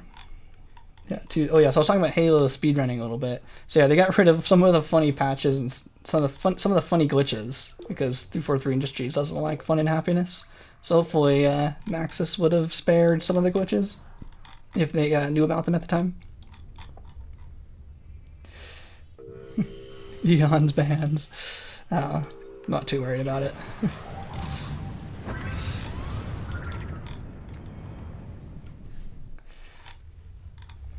I don't hear very many of the messages, so I don't know what's a lot of the sounds. I know a channel that gets a lot of them on Twitch because they're integrated with channel points as well is Yukon. He does sim racing, and he wins a lot of the sim racing. And so there's like the top 3.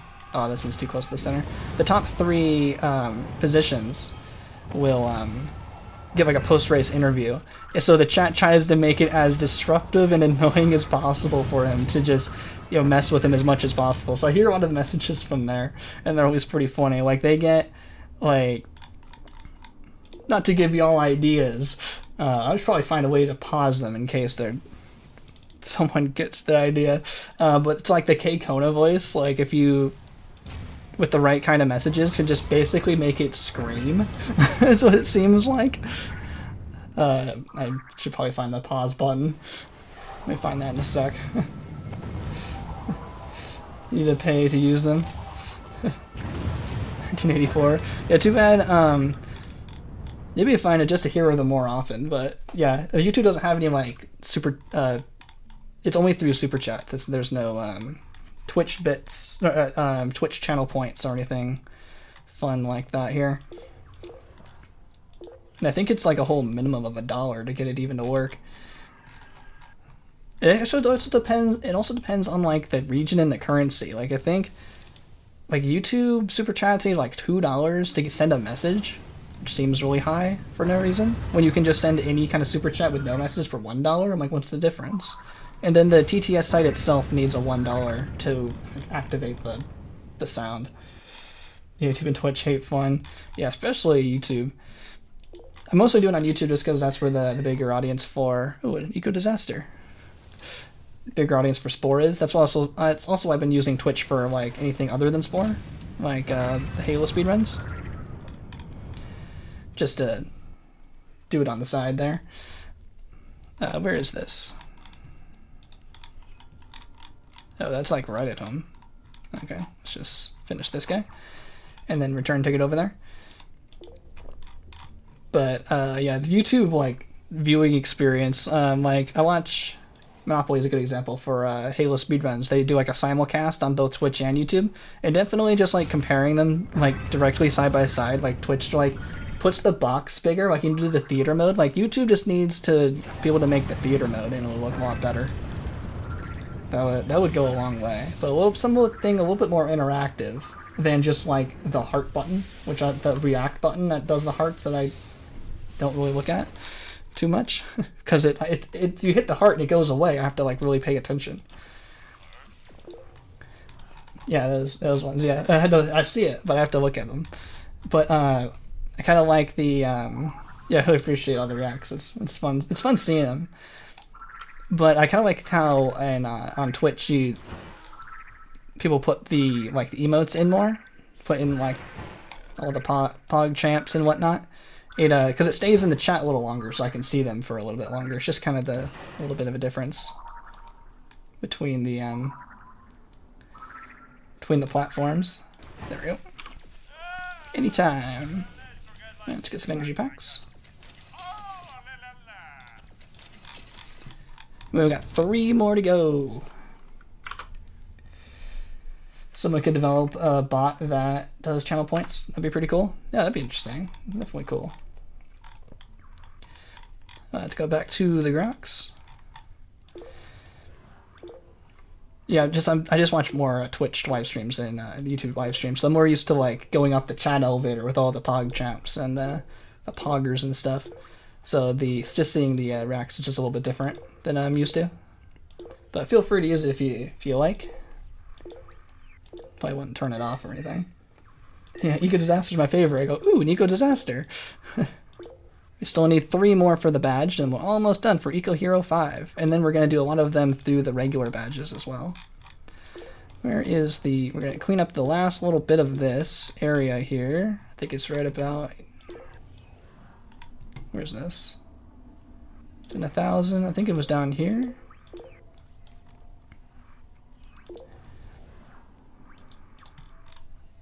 Is that out of 1,000? No, it's actually within 1,000. Oh, there. I think this is the place I was working on. Old stuff, using Linux and being unable to learn how to adapt. Oops. What am I looking for? Oh, there it is. It's hard to see the city on the map.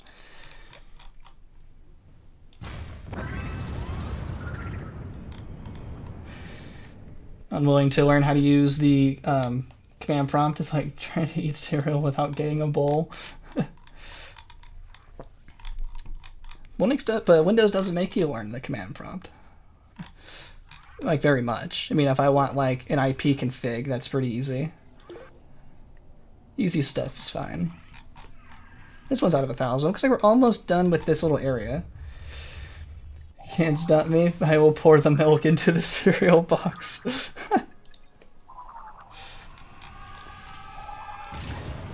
Doing Discord streams would be interesting. Someone could develop a bot that worked like that. I thought, didn't Discord have some kind of... There was some kind of weird promotion or something. They wanted people to like stream through Discord. I remember that on some news thing a couple of weeks ago, maybe about a couple months ago. But I'm not sure. Yeah, it's not like I get like big views on Twitch anyway, because my Twitch channel is like, I don't really use it very much. So if it's actually more convenient and easier if you want me to stream on Discord when I do my Halo streams, that could be something we could look into. But when I do my like side streams on Twitch for some Halo speedruns, I just use Twitch because it's a little easier, because I already have it all set up and everything. I used it like a long time ago. I just haven't really used it since.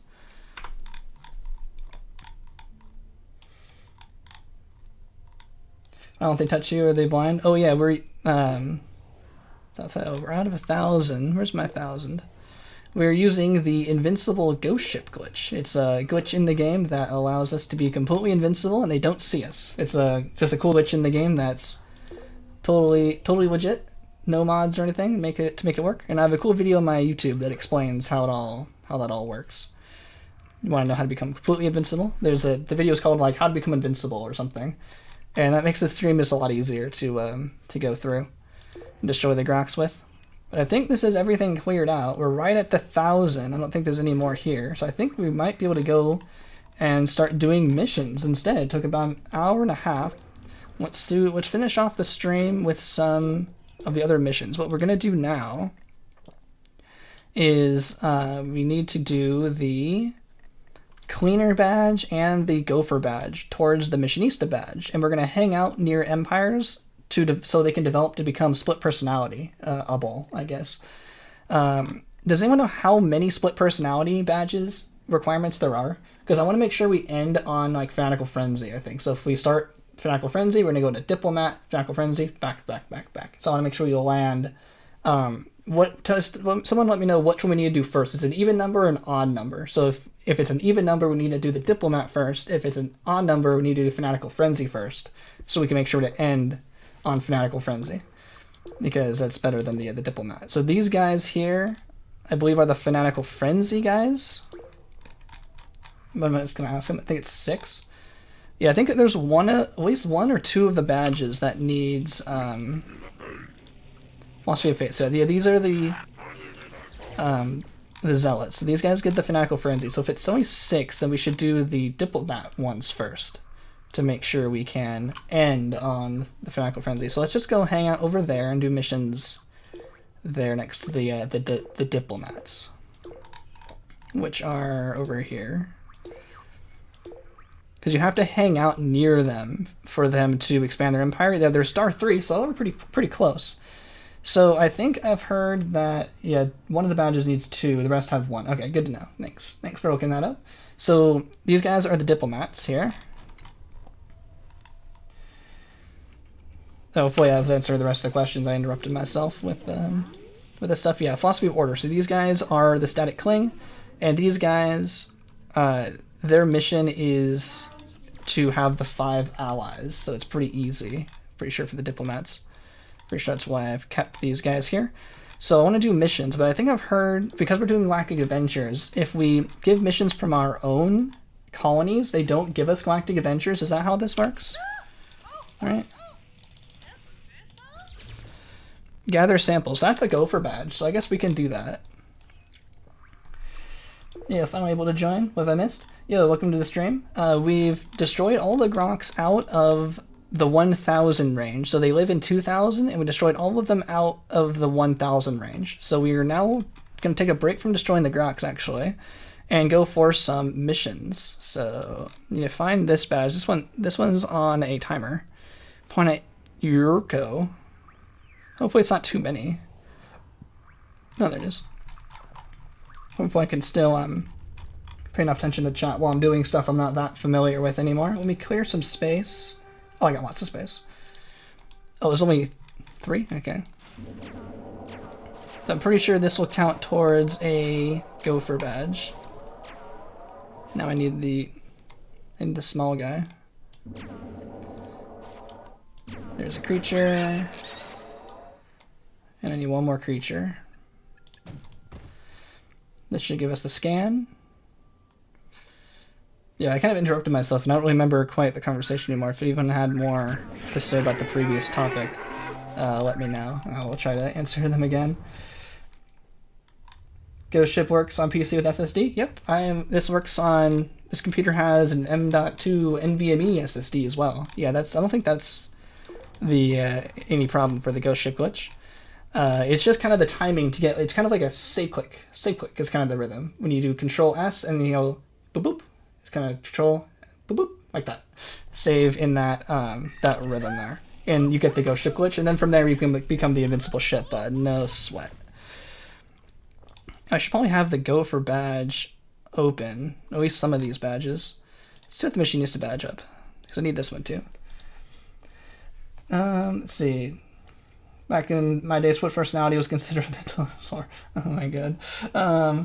Yeah, at least for the badges, it's not shouldn't be too bad. These ones are notorious for like taking a long time, but the 2 we have planned are the fastest, and we're just gonna hopefully switch between them. This is something I actually haven't tried before, but hopefully it's possible just to switch between the same 2 over and over, and just switch back and forth. And also we're doing all of this next to these guys. These guys have to expand their empire while we hang out over here. And I'm pretty sure they don't give us any galactic adventures if we give it from our own colonies, right? Is that how this works? Produce a plant from that planet, the Edwin 2 system. There you go. I just want to make sure we have... We're going for another gopher. 7 out of 10. I want to make sure this is a plant from this one. So we got 7. I don't even remember anymore. Okay, we got 7. This should count as a gopher, right? One of these. There we go. Wasn't even pointing at that one. Oh, is that the difference between Ghost Ship and Invincible ship? I consider the Ghost Ship glitch when your ship is like invisible and you only have the 0 health. Did that finish?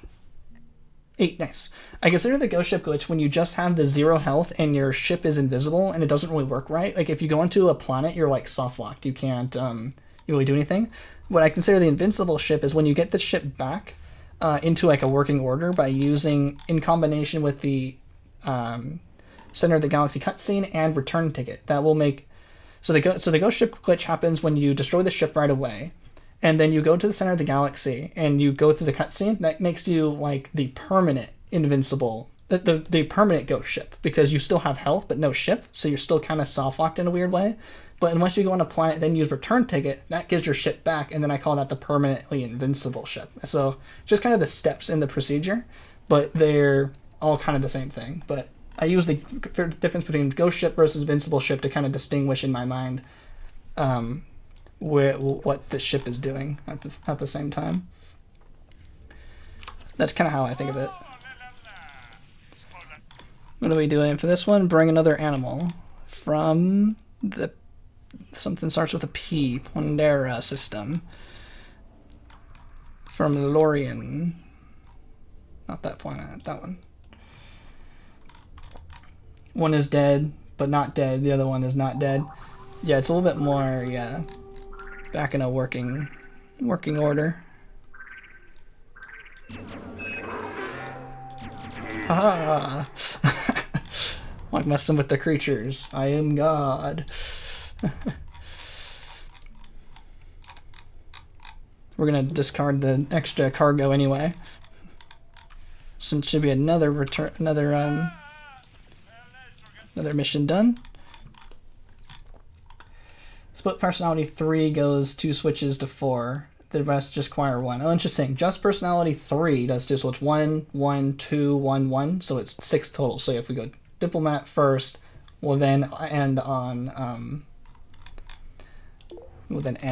the fanatical frenzy, like the goal. So thank you for looking that up. It's changed. It's number 3, not number 5.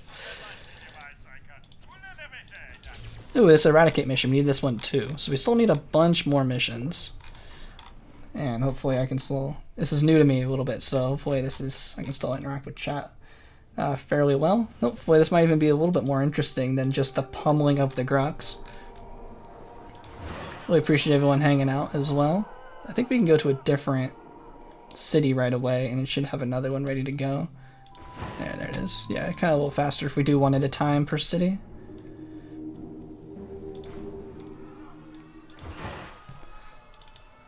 There's not too many cities on this Terrascore 1 planet, but this is going pretty quick.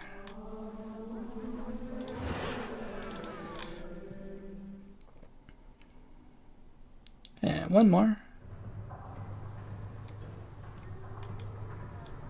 Yeah, there's no buildings in the way, so that's an easy zippity-zappity. They're now dead. Yeah, you're confused as well. 3 being 2, and then 4 and 5 just being 1 again. Homeworld being plundered by pirates. I tell you, that one gets plundered by pirates all the time. But it's fine. It doesn't even take 2 seconds for them to handle the pirates. Oh, cool. There's mission East to 3. So we need more missions. How long does it take before the first one has a mission again? Is it like time-based, or is it like interacting with other empires or something? Not really sure what it... Oh, another eradicate. Alright. Not really sure what it takes to have them restock their missions. Because I know when I do Ally the Grox, I do a second mission from like the same first one I encounter. Just zap them all. But it seems to take about 10 minutes or so. Which should be fine, because we're going to do a bunch here. As long as we're staying within range of the diplomats. It's interaction based, like the trading. Okay, that makes sense. Yeah, it's interesting. The trading, I've discovered that on my own, I think a little while ago, when doing the maximum money runs, or the omnipotent percent runs. I think it was probably already known as well. That I can show an example here. So the trade spice prices, they like will they'll shift, like they'll alternate or like rotate or re-randomize what they are. Like every like 5 interactions with another like system with another like space stage empire to make it look like the market prices are constantly changing. So you can kind of try to use that to your advantage. Scan the things. I think this is still a gopher mission. 9 out of 10. I think the thing they want us to scan, this is like a 2-part mission, but if you just pick up what it's trying to scan, that'll take care of the second part. Oh, scan all the life forms? Oh, I ain't doing that. I don't have a planet scan. It's also why I'm going to do it for my own colonies, because I can discard those missions and they don't get mad. On hard difficulty, I'm pretty sure they get mad for failing missions, but I'm not going to scan a Terrascar 3. I guess I could just use this this planet, right? Well, how close do I have to be? Is 15 parsecs too far away? How close do I have to be to these guys for them to start colonizing? I think I'm going to try within 10 parsecs, but yeah, I'm going to just discard that one and get a different one. That's going to take way too long. Find the treasure chest. In the Star Edwin 2. Where was that? I saw that one earlier.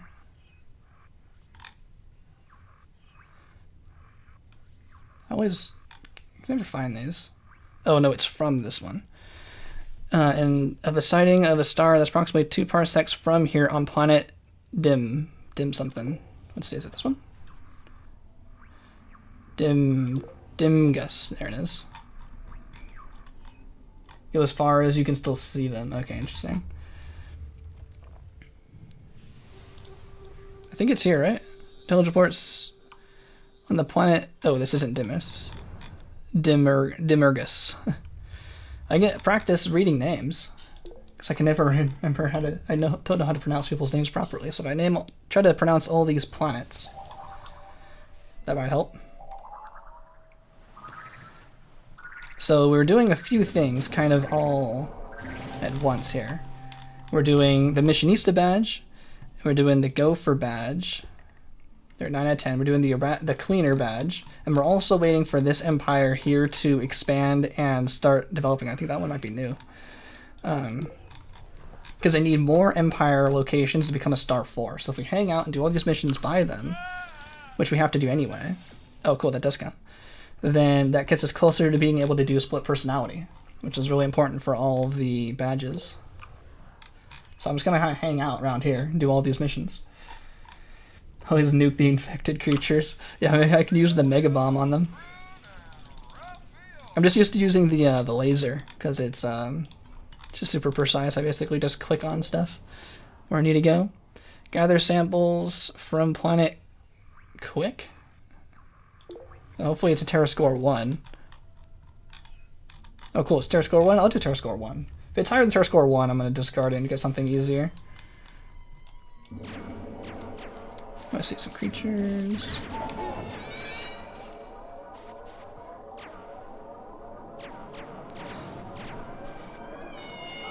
Oh, that should be everything, right? I need one more. If you click on the button there, it'll point to it for you to find them easier. No, not that one? Oh, these guys. Oh, they're just off camera. There we go. Pretty easy.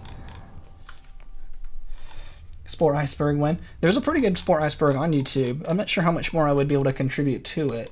If y'all have like good ideas that I could add to an iceberg like that, definitely let me know in the comments of this video or in the Discord. We can talk it through. That would be pretty cool. I like stuff like kind of like that. I like kind of like the tier list and those kind of things. The tier list or icebergs. But there is a pretty good iceberg on YouTube that I remember watching that had a lot of stuff that even I didn't know about. A lot of community related stuff I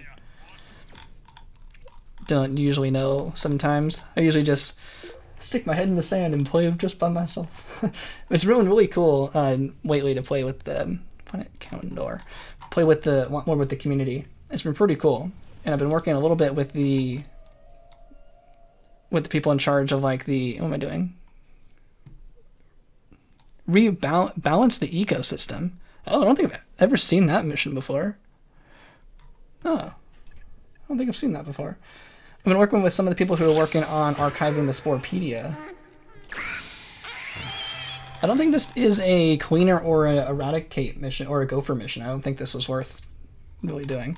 Which is also pretty community based, which is pretty cool. I'm able to work with some of them on their efforts to preserve the Sporepedia, which I'm really excited about. So maybe that could be in the iceberg. I don't think that counted towards these guys. Need a lot of these. I don't think I would recognize that mission. I don't think maybe it's because the Grox doesn't give that mission. And I mostly do missions from the Grox for allying the Grox runs, but I don't usually do missions from like regular empires. Cool, there's an eradicate mission. Need lots of these. Oh really, a terraform to terrascore 3, they give like 500,000 in reward. That's interesting. Planet Artemis, there it is.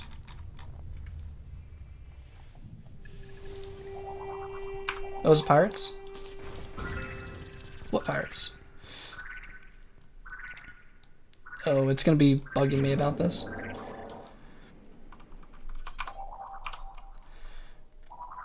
That's pretty cool. Yeah, I don't think I know the full list of missions.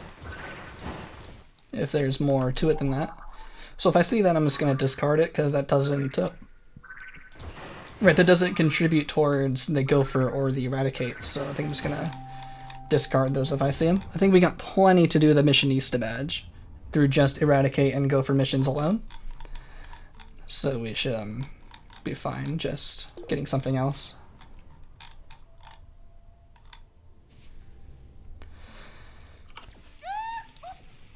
Is the ghost ship worth it to sell spice to the Grox? Is the ghost ship glitch worth to sell? Well, you don't have to sell anything to the Grox to get it to work. I'm not quite sure what you mean, because the ghost ship glitch can work like entirely un-Grox related, so it's worth just kind of doing on its own. Both Cleaner and Gopher's 160 missions. I don't think I actually counted how many of those are. Oh, I was hoping we were going to do them today. It seems like happens a lot.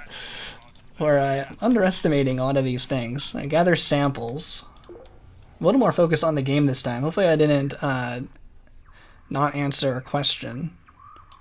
Hopefully this is Terrascore 1. Okay, cool. I'll do Terrascore 1. Hopefully y'all find this interesting as well. We're going to be out of room. Let me just get rid of this.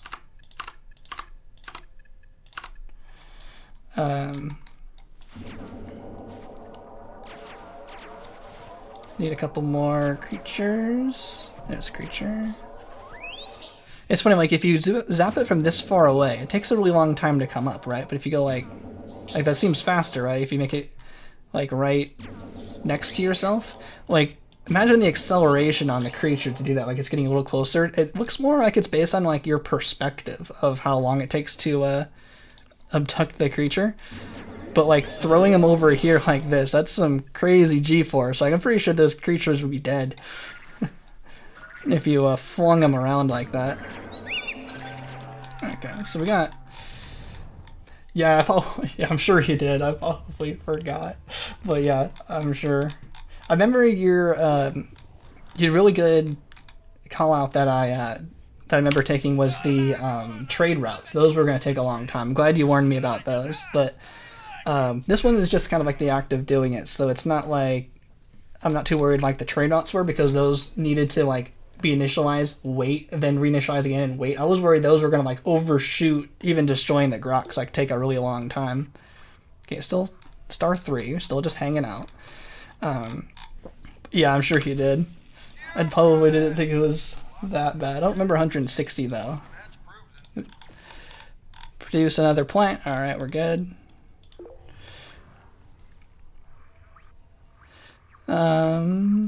Located in the Urian system. Planet starts with AR. Okay.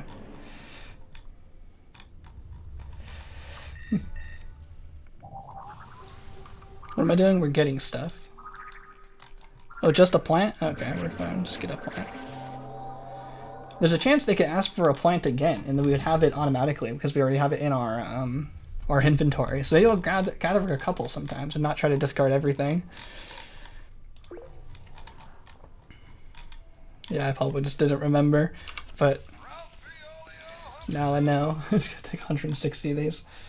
You're actually accelerating the creatures at a speed where the energy exerts turns them into a singularity.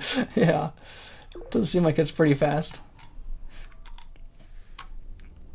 Maybe they have inertial dampers or something within the abduction beam to make sure they don't get completely destroyed. Oh, we haven't even met these people yet. I come in peace. I come to clean your planet. Planet Lex. There it is. Y'all have infected citizens. And I'm being a good Samaritan and cleaning them up for you. No need to thank me. Yeah, I see him. I think.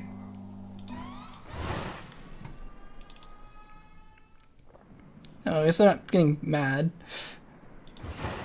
There we go, got him. No need to thank me. I'm just eliminating your sick. No worries. I'll send you an invoice later for all this work.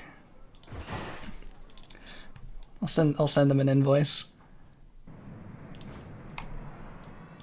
Nope, misfire. Cleaner 1! 1. Mind erase. Woo! Cleaner 1. We're on the way. She needs to nuke them. That probably would be faster. But I wanted to make sure they actually did generate as well. Justice for Grox. I come in peace. Yeah, proceeds to destroy them all. Oh, they're still at 3. It just takes a while for them to generate, right? This is just kind of what we gotta do now for a little bit. Ooh, another eradicate. This almost makes me want to do this again, just destroying the Grox. It shouldn't really take that long, really. It seems like being invincible again. I almost want to see what it was. I'm probably going to try to calculate how long it took to just destroy the Grox, especially now that it's not crashing. Because this is definitely like a different kind of run now. Having to do a lot of other stuff. I've been destroying the Grox for so long. Doing other stuff is strange. Oh, eradicate only. Glowing creatures? No thank you. I think if you do too many that you can fail the mission. So I'm being a little careful. We can't just mega bomb them all. Yeah, killing 3 more will ruin the mission. There we go. Yeah, you don't want to just planet buster them. I'm not even sure planet buster would work. I think I tried that once. I'm not 100% sure if I remember if that worked or not. But I think just hitting them with a mega bomb would work. I saved the game, entered the solar system, and the Empire had 6 cities. Exited with the menu with that turn, and at 10 cities.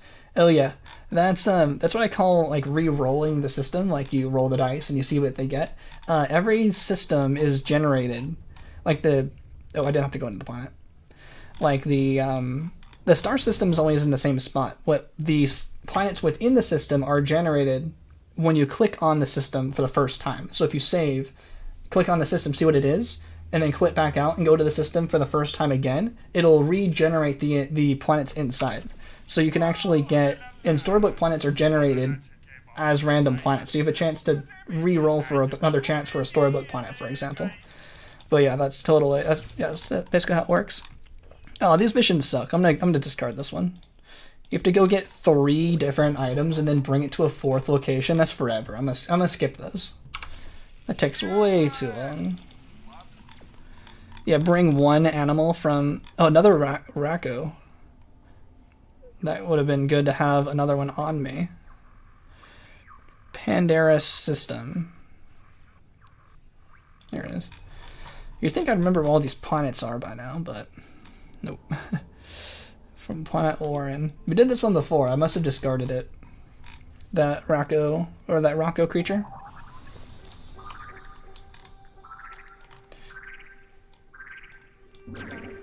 What was it looking at? I need to regenerate the area.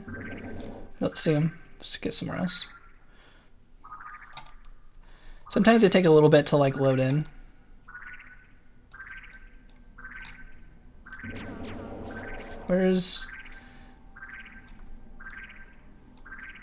Where's the creature? I need to find another one that's...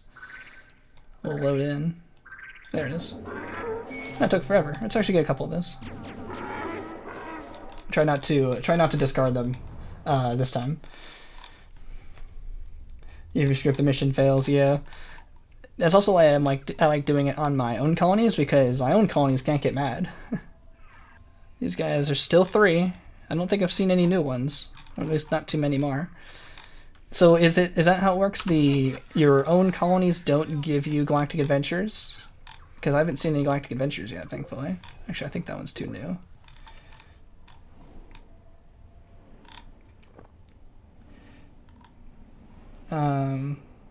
Oh, really? They can elevate themselves? Okay, well, I'll do a check for that. If they're all claimed, it can elevate themselves. Okay, well, that one has a spot. That one's open. This looks like... that one's claimed. This looks like there's enough... oh, that one's claimed. That one's claimed? Oh, well, there's a lot more claimed than I would have thought. Okay, that one's open. That one's open. That one's open. Like, that looks like it... that one's claimed. I thought they had to use a monolith. I don't think I actually knew that they could uplift themselves. That looks like enough, right? There's a few that are claimed, but that should be enough room, I'm hoping. Right? That, from just kind of what I looked through there, I think that's enough room. I'm going to give them a bit more chance to expand with that. But yeah, good to keep in mind. Thanks for that note. Good to know. More missions. Find a citizen of the Grox Empire. In the lace. Okay, I think it can just be anyone from this empire, right? They won't get pissed at me if I abduct one of their citizens, right? Oh, 166? Oh, they're fine. It's a not very busy city in here. Okay. Oh, what? I need to free up some slots. Sorry. Let's get a couple. Minus 30? Ah, they're fine. Still allied. It was for a good cause. Creature, tribe, civ is possible, but they cannot get to space by themselves. Okay. Oh, creature to tribe. Okay. And so also if the planet isn't Terra Score 1, it's not going to become Terra Score 1 on its own from Terra Score 0. That would be way too fast if that was possible while watching them. Like a planet, if a planet could actually like terraform itself. Abductor says this counts for...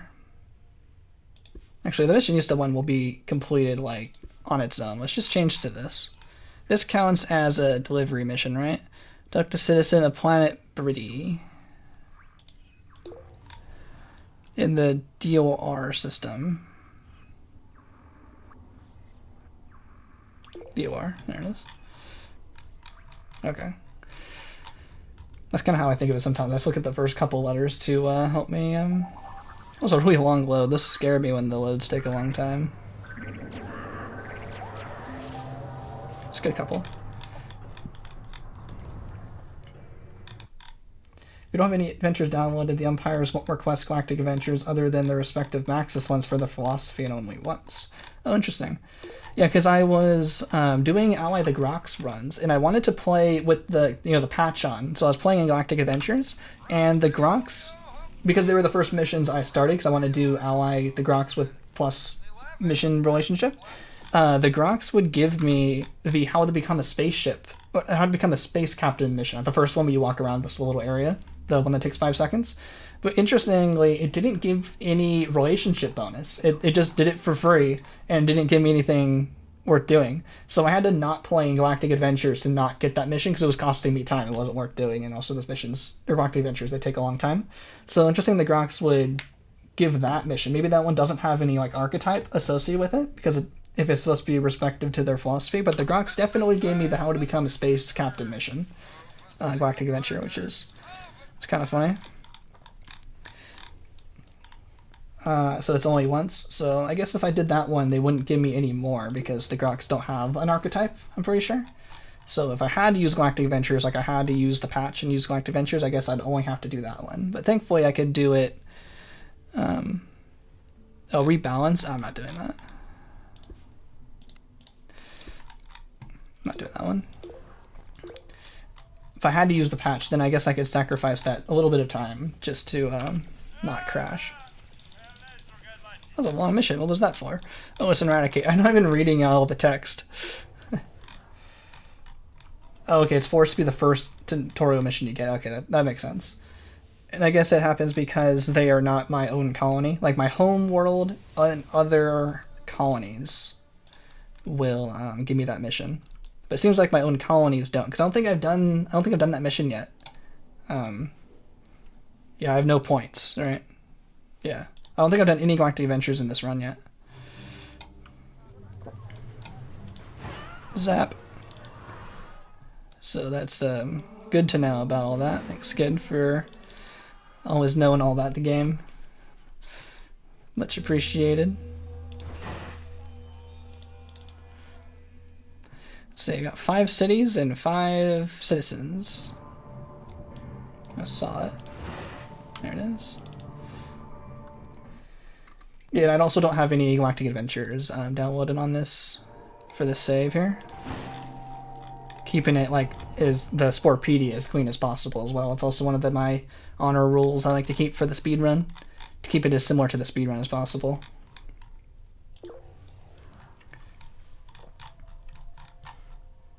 Let's see, how many more do we got to go? 4 more. Oh, that was Eradicate. That wouldn't count for that one. Y'all still at... Ooh, they're 4. Ooh. Should we do... How much does it cost? I think doesn't these split personalities take a while? So now they're 4. Let's do this one first. And then we can go over here and keep doing missions to allow the zealots to improve as well. So now these guys are at 4. So now we can do a split personality mission, because this is getting repetitive as well. So let's do this. I don't think it costs more than 9 million, right? Well, so I just made a save, so... 5 mil. Wow, that's expensive. Form 5 alliances. You can kind of shoot yourself in the foot allying the Grox if you have adventures downloaded and you get that one your captain can't do. Oh yeah, that makes sense. You don't want to do one you can't do and you fail. Like a Braintree and then I can't do it. That would be scary. Okay, let's find... So all of these people here are going to be pissed at me because of allying the Grox. But if we go somewhere we haven't seen yet, after we allied the Grox, they won't have that negative relationship bonus, because they had to have met you while you are allied with the Grox to get the minus 200 penalty. So if we go to like a new arm or something way over here, these guys should all just be like brand new. Like we never saw them. Because we did ally the Grox, but since these guys never saw us, it should be alright. There we go, there's one. And if y'all have an eco disaster, I will be right there. Wink, wink. Yeah, I definitely value this this ally. Can I get away with just trades? Is it? It's not like this jack of all trades, right? I can just trade like a whole bunch at a time. I don't want to spend too much, man. I buy cheap stuff. Okay, I think I can get to 50, right? Oh, I guess I can use those fireworks. Is it amount of stuff bought, or is it like the number of stuff I buy? It's like 30. Versus like 200,000. Oh, it might be money.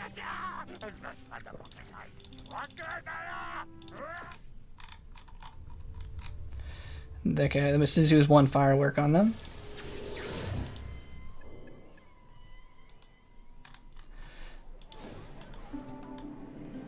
There we go. And then I'm just gonna get rid of this, which should piss them off, right? You aborted missions, yeah, but they're already allies, so we did it after we allied, so they didn't dislike that enough to get rid of the alliance. Now we have 3 more alliances to go. Can chuck money at them and end a war, and those people are closer. and already have extra systems. I think I just want to alternate, right, between the same two empires to keep doing the same split personality. Can I do that? It's been my plan, but I haven't like confirmed that works. I want to use just those two and go back and forth and do it 6 times. Is that, I hope that's possible.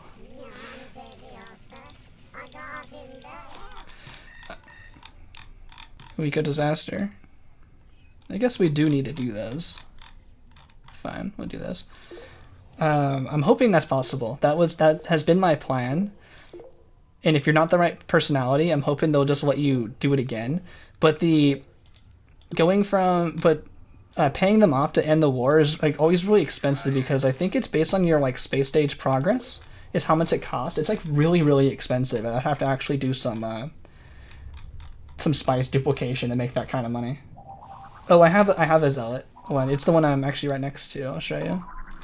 I'm doing the diplomat ones right now. Oh. I'll show you. After this mission, I'll show you what I mean. One sec. Don't worry, I got it all planned out. Captain of the doesn't know how many missions it takes to finish these badges. Has it all planned out. Don't you worry.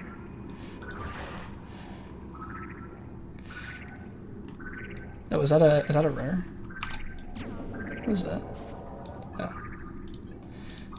If only I could like filter what the scanner is like looking for. Oh, I'm just so used to buying these energy packs. I guess it's not really necessary. Got lots of them. It's fine. Let's get some more. The other zealot I'm looking for is right here. It's these guys. These guys are also Terra Score 3, or not Terra Score 3, Star 3, Bat 3 to 5, whatever these are called. And these guys are Philosophy of Faith. So I got these guys already ready to go at level 3. So once we do 2 more alliances, which I'm just going to go back over here and keep doing, once we finish the diplomats, I'm going to then hang out over there and make them go from 3 to 4, and then do the zealot mission. And then hopefully just go back to the diplomats again. Oh, they're at war. That's too much effort. Find someone who's easier. Then go back to the diplomats and do the 5 more alliances and just do them each time. Oh, cool. These guys will be easy. I'm hoping that works. I haven't confirmed it works, but I'm hoping it works. Alright, one more. Any empires? There we go. Neutral, but how about positive? Positive neutral? Sweet.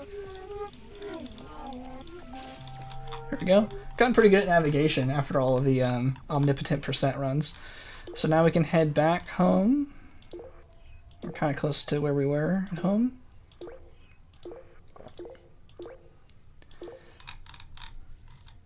Let's go back over here. I guess I could have used return tickets. Pretty close, but it's fine. Let's just... Can we make this gap? Oh, there's a little bit of a bridge here. So we're no longer going to have return ticket. We're going to lose the return ticket. Yes, that works. Only requirements are that you were different philosophy in 4 and 5. Okay, sweet. Glad that works. Thanks for confirming. We would have found out soon, but good to know that I don't have to worry about it until then. So now we got static cling. And that split personality 1. Woo! Play as a diplomat. So that's might be how we plan on doing the all badges, because you can go straight to diplomat. And if I complete a change archetype mission, I'll split personality. So we get all kinds of achievements. Nice. So if we were like right here on the progress bar, we go to a different personality and then finish the progress bar, we should get the master badge level 10 achievement as well. So that can be a way for not having to do the whole thing again. You just have to do just a split personality instead. So that could be pretty good. I'll make a note of that. 36 hours, 20 minutes. That might be a good clip to show on YouTube. I'm just going to discard these guys. I don't need these guys. You guys have destructible ships. No good. So yeah, that is the plan now of split personality, and the split personality badge now is 10 points for the next one. I'm not sure what the badge points are. It might be 5, 10, 15, 20, 25. They actually have a lot of badge points for those. But thankfully only 5 alliances is pretty good. It's actually not that bad. One of the worst ones is like selling 5,000 items. It takes forever. So now these guys are the zealots, and they're also level 3, so I'm going to continue doing random missions while we wait for them to develop to level 4 as well, and then do the zealot mission. Yeah, they're Invincible ships. Yeah, really play Galactic Adventures. If you ever gotten a max level captain without using bugs or hacks in a legit way, it lets you get 3 superpowers. Oh yeah, I actually kind of learned about that kind of recently. Yeah, I do Galactic Adventures very much. The only Galactic Adventures I've really ever done was like all the Maxis ones. I got to level 9. That's the furthest I've gotten. I've never gotten to level 10, but depends how legit of a way, because I think I use the, what is it?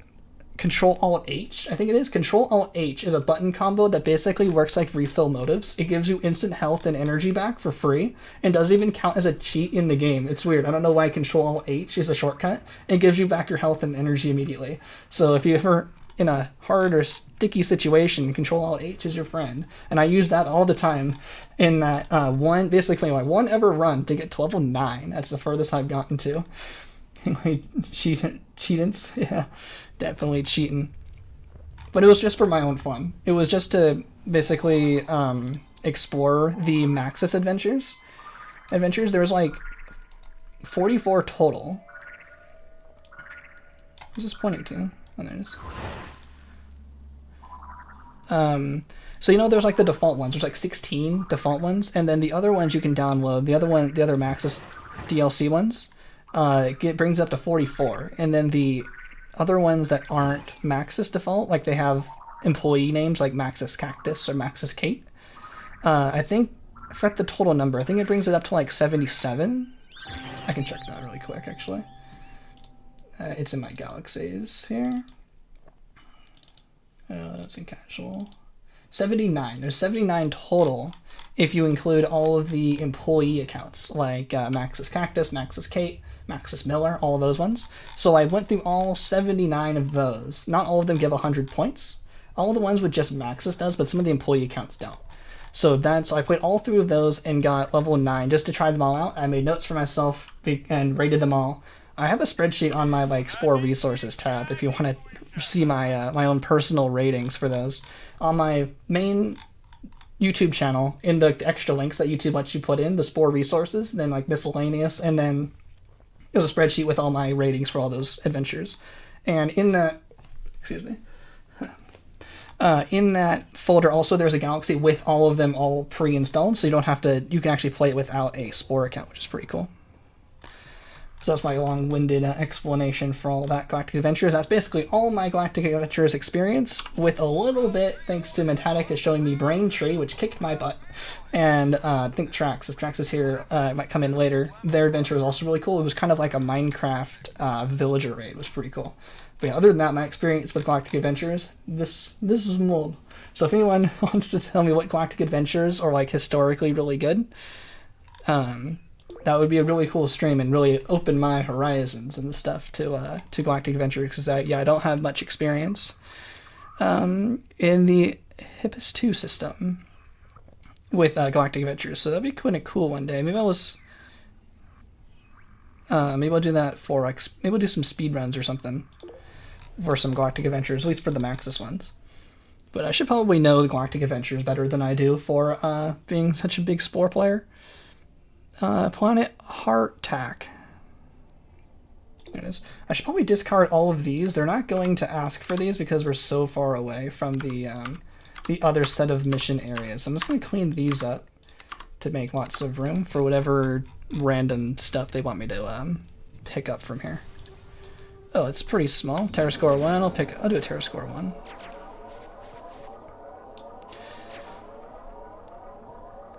What, was that not? Did I not pick it up? Oh, they did. Okay, where is this guy?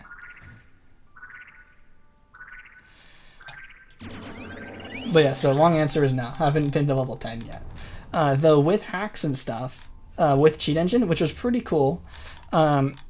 Because getting level 10 captain is such a pain, and you can't really customize your creature however you want, because you can only pick the 10 items in like quick play or space danger or something. But using Cheat Engine, I was able to get a captain with 0 points with all 32 parts. You don't want all 32 parts, but you can, and it's pretty cool that I was able to find a method for that.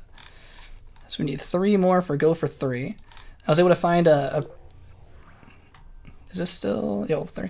I was able to find a method using Cheat Engine to, because you can do whatever you want if you make it like a set captain. You can put your captain on purpose to be something that you just made. Like if you're in like the main menu and you make a custom captain, you can put whatever you want on, but you can't get that creature into like something like quick play or space stage. But you can if you make the captain like set as that captain, but you can't put any captain points or anything on it because it's not transferable, because it's just a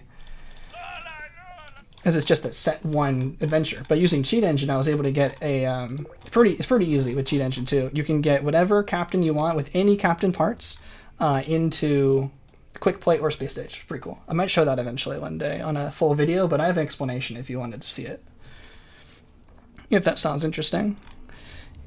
Oh, balance the ecosystem. Let's get rid of that. Rid of that. That doesn't help me. I only need to do go for missions and the cleaner mission. Everything else is getting discarded. Hopefully there's enough room for them to expand. Okay, there's some.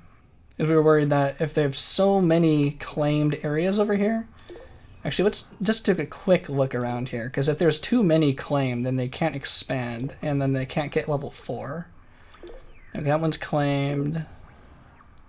This one's open. I think if there's just a few, that'll be fine. That should be enough. That one's claimed. A lot of claimed ones over here, but they should have room. That should be enough room for them to go a little bit more. That should get to level 4. I've got level 10 with Captain, but that does not have jump in level 1 speed and no cheats. Dang, that's impressive. Now next you gotta do it with the pitiful worm. That'd be pretty funny. Nice. Yo, thanks so much, Joshua, again for the $2. Yeah, we got the audio working again. We were having a little trouble with it earlier, but I got it working all great. Yeah, we got the bong going. Yeah, Joshua tries to scare me with the bongs. Always really appreciate the super chat as well. I just think I saw it this time though. Find the treasure plate. It's in a star on a planet from Ifra 2. That's probably too far. You find something 2.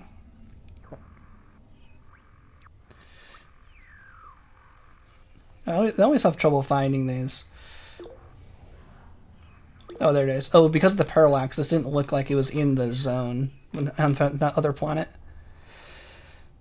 Where is it? Ifra 2. Okay. What am I looking for? Find the treasure plate. Hopefully this being a mission object doesn't count as stealing something from them.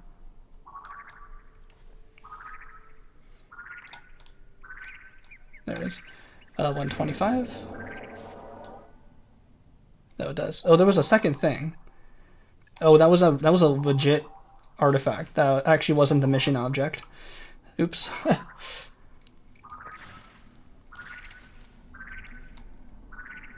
There it is. 117. Okay, they don't seem to care about that. Okay, mission objects don't matter, but that regular artifact did. But they're still allies, so they're still fine. We need to keep these guys allied and keep them capturing more places to get level 4. But we got lots of missions to go, so not quite in a rush yet to get them. Wish we could bong your Halo streams, make you miss an important shot. Yeah, I wish there was a way to integrate that. I think actually, if you wanted to, you could. It's the same stream setup, so I think if you did a super chat on a YouTube VOD, it should show up on during a Twitch stream, because it's just in my OBS capture. I'm just streaming to Twitch instead, but it should have the Grox wave and everything work just fine. I'm pretty sure. It depends if. You should probably let me know though, because I do turn off desktop audio when I'm doing Halo sometimes. I sometimes want to listen to some streamers in the background, because it's it's easier for me to... Oh, I'm not doing the 3 mission. It's easier for me to do something like Halo if I have something in the background. So let me know if you want to try that out, and I can make sure to have the desktop audio on if you want to try it. Though it might not be as scary if I'm prepared, but I do think it might work because it should still be the same. It's the same scene as this one in OBS. It's just pointing to Twitch instead. Let's see, in the DIA system. There it is. I'm looking for a planet from Cure. Okay, I'm looking for a planet.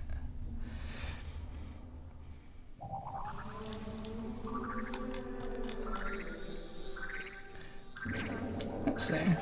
That should do it. Actually, let's get a second one, just in case they ask for it again. Captain did have sneak, which was really broken, especially with mind control, so I can make enemies become fodder. That's probably one of the good tactics I should learn for Galactic Adventures. But I wonder how impossible it'd be with the Pitiful Worm and not using, like, you know, completely easy adventures that don't have anything to do and you just leave and you get 15 points. Like doing real adventures. That would be interesting. But I was thinking about a speed run of getting level 10. That could possibly be fun. And doing basically all really easy, basically no mission. You show up, you just leave, and you get 15 points. It'd probably still take a really long time. And you need like 4,300 points, 15 points each. I wonder if like the Kark and Stanley ones are worth doing because they're worth 100 points and they're so fast. But that one almost might be the fastest method to do. Gather samples from XCAN. Alright. It's 2 to 3 systems. I'm gonna have to explore all these, right? Oh, that's not a... Oh, that's a protoplanetary disk. XCAN.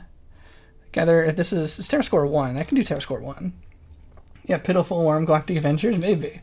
Maybe when I get more comfortable with Galactic Adventures one day. Maybe we can add that to the list of stuff to do. That actually almost got... That one got me, actually, a little bit. That one came through really fast. Yeah, thanks so much again. Yeah, that's good timing when I'm definitely focused on when I'm abducting creatures or doing the Eradicate mission. That one, I saw the blue, so I'm like, oh, it's probably something, and then it came on really fast. That was pretty funny. Give you a 50% on got me there. That was pretty good. Thanks again for the super chat. I remember the very first one. I think you got me good. You can tell if I like move the mouse really like violently like this, like really suddenly, that I'm like really synchronizedly, you know, into the game. So if anything shocks me, I'll do with that, like with the mouse, and you'll know you've got me good. No hiding it. I'll be scared legit if you see that. Yeah. Thanks so much again. Really appreciate it. Keeping the stream alive.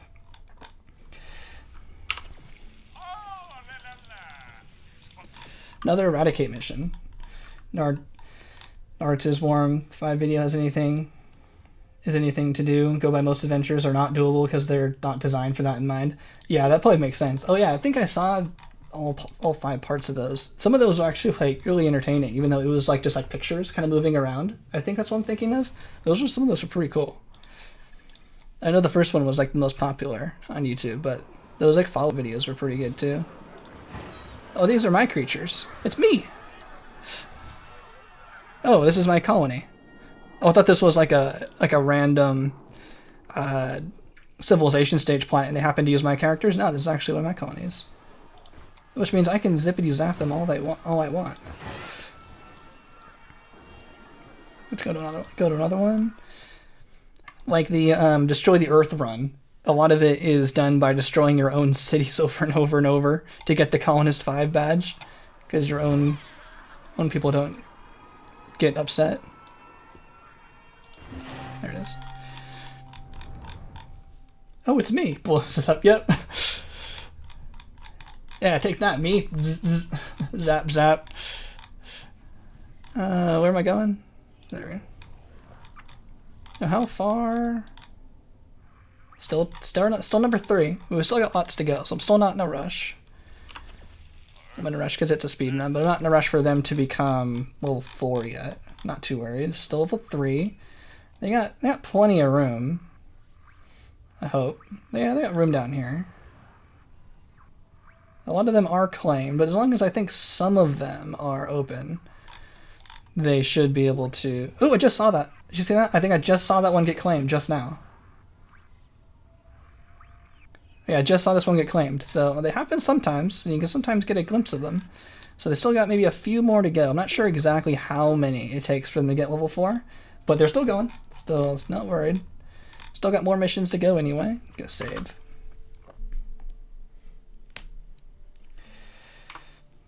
You can still fail the missions if you figure citizens out too much. Oh, interesting. You still fail it. Bring this animal from the ANT system. There it is. From Calnus.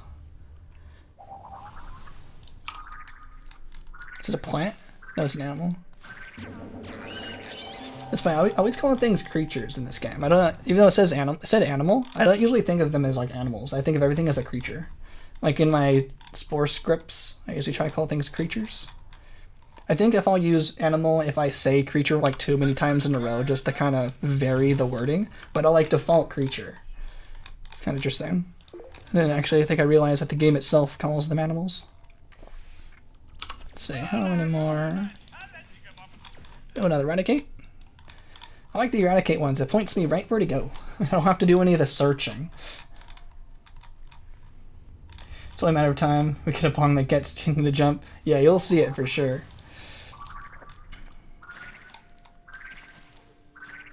No, I can't see. There we go. There we go.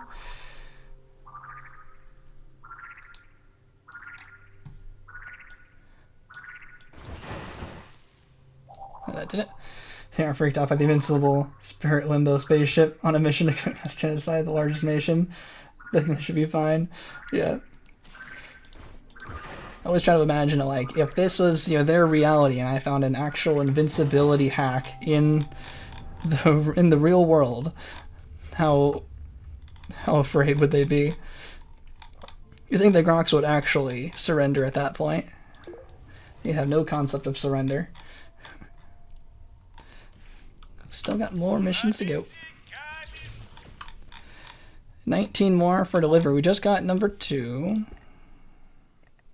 Still got a while. 20 for number 3. Oh, this is a long way to go. I'm probably gonna finish split personality before we finish these. There's 160. Find the trophy. On this from the red star here, so it's on planet Garrus.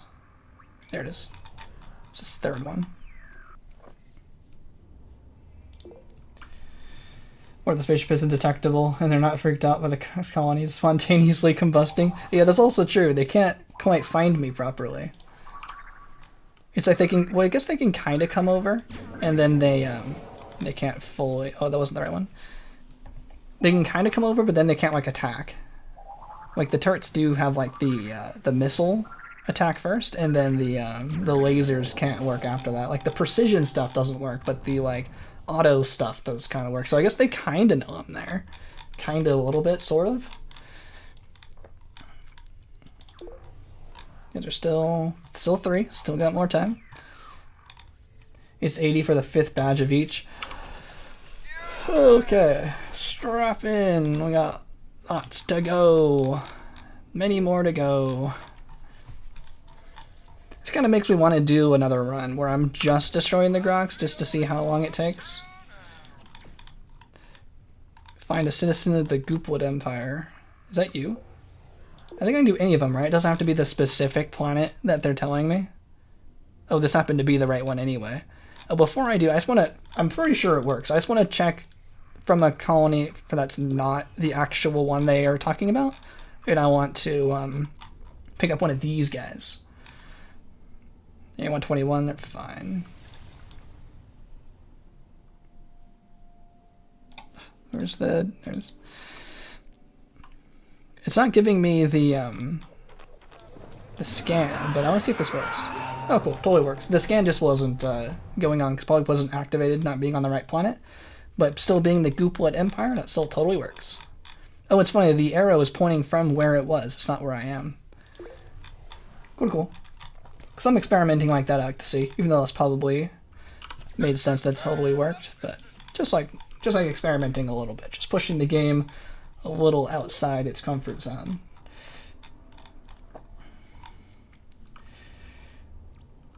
All our colonies keep blowing up. Arby's commercial. I always think of Jon Stewart's jokes against Arby's. It's like a fight for your stomach. In the Kanta system. Kanta, there it is. Oh, the parallax is crazy. From Antinous, there it is. Procure a plant. Okay, looking for a plant. This one? This one? This one. Oh, there's the small one. It's the same with spice stuff, as long as the right creature is in the cargo. Yeah, that's what I figure. It's pretty cool when you like have two of the same thing and they ask for that mission again and it immediately finishes. It's pretty cool. Saves you the trip. It happens sometimes with the when I ally the Grox and they ask for the something a second time. It's pretty convenient. I don't have to go anywhere. Saves a lot of time in the ally the Grox runs. Back to Citizen. This should still be a gopher. A citizen of planet Plane. There it is. Oh, because they're not an empire. They say a planet Plane. Interesting. I'm surprised they don't say like a nation. Like, I guess they're all the same citizens. I was thinking of like, this is like Brown Nation. But I guess they don't have a unified empire. So I guess that makes sense. It's a good way of stating it, I think.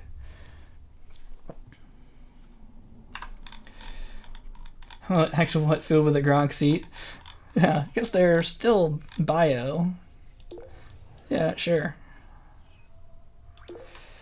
Kingway's universe, it's bombs. Yeah, they're eating bombs for breakfast.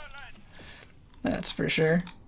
Go for 4, 15 to go. Which colonies have I not done yet? Still level 3. See, it's been about 246. I find this a little bit more interesting than destroying the Grox, because just been destroying the Grox for so long. It's actually kind of a nice break. Hopefully y'all are still enjoying the stream. Much appreciated. Everyone's still hanging out. Keeping me company. Learning about stuff together. Another plundering the homeworld. That's fine.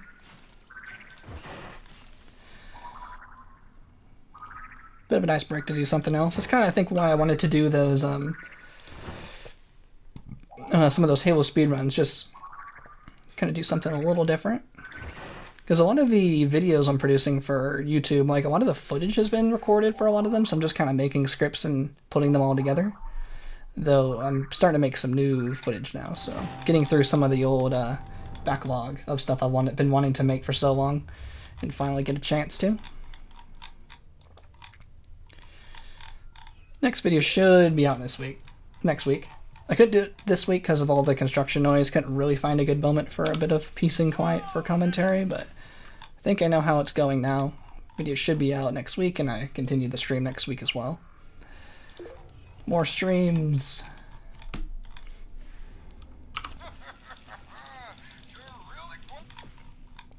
Find a tribal member.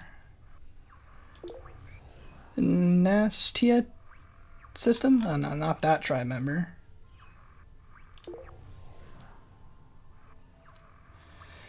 And then that system. Wrong system. There it is. A lot of tribal people nearby. Hopefully they're not blocking the Empire from expanding. Oh, I'm out of room. There we go. It's funny, it gave the reward sound each time, even though then we immediately destroyed. So it's like the reward sound check is first, and then check to see if we have any room is then that gets destroyed. And then by the time I abducted another one, it gave the reward sound again because we picked up to the game a brand new one. And then it kept doing that. It's funny that that check was first. The check, if I had one, was before the check to destroy it.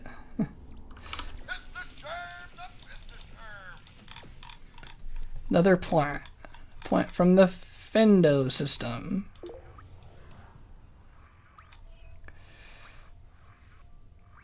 Fendo, where's Fendo? Oh, there's Fendo. Procure a plant from this plant. Yeah, welcome Alexander to the stream. Thanks everyone for hanging out. Oh, did I get the right one? Let me clean up some of these. Just discard that. Make sure I got the right. There we go. Because we were just talking about the check, so I might not have actually had it, even though I heard the sound. So now it's complete. We can return to the Damus 3 system. SpongeBob meme Hoyd, you know, Arby's.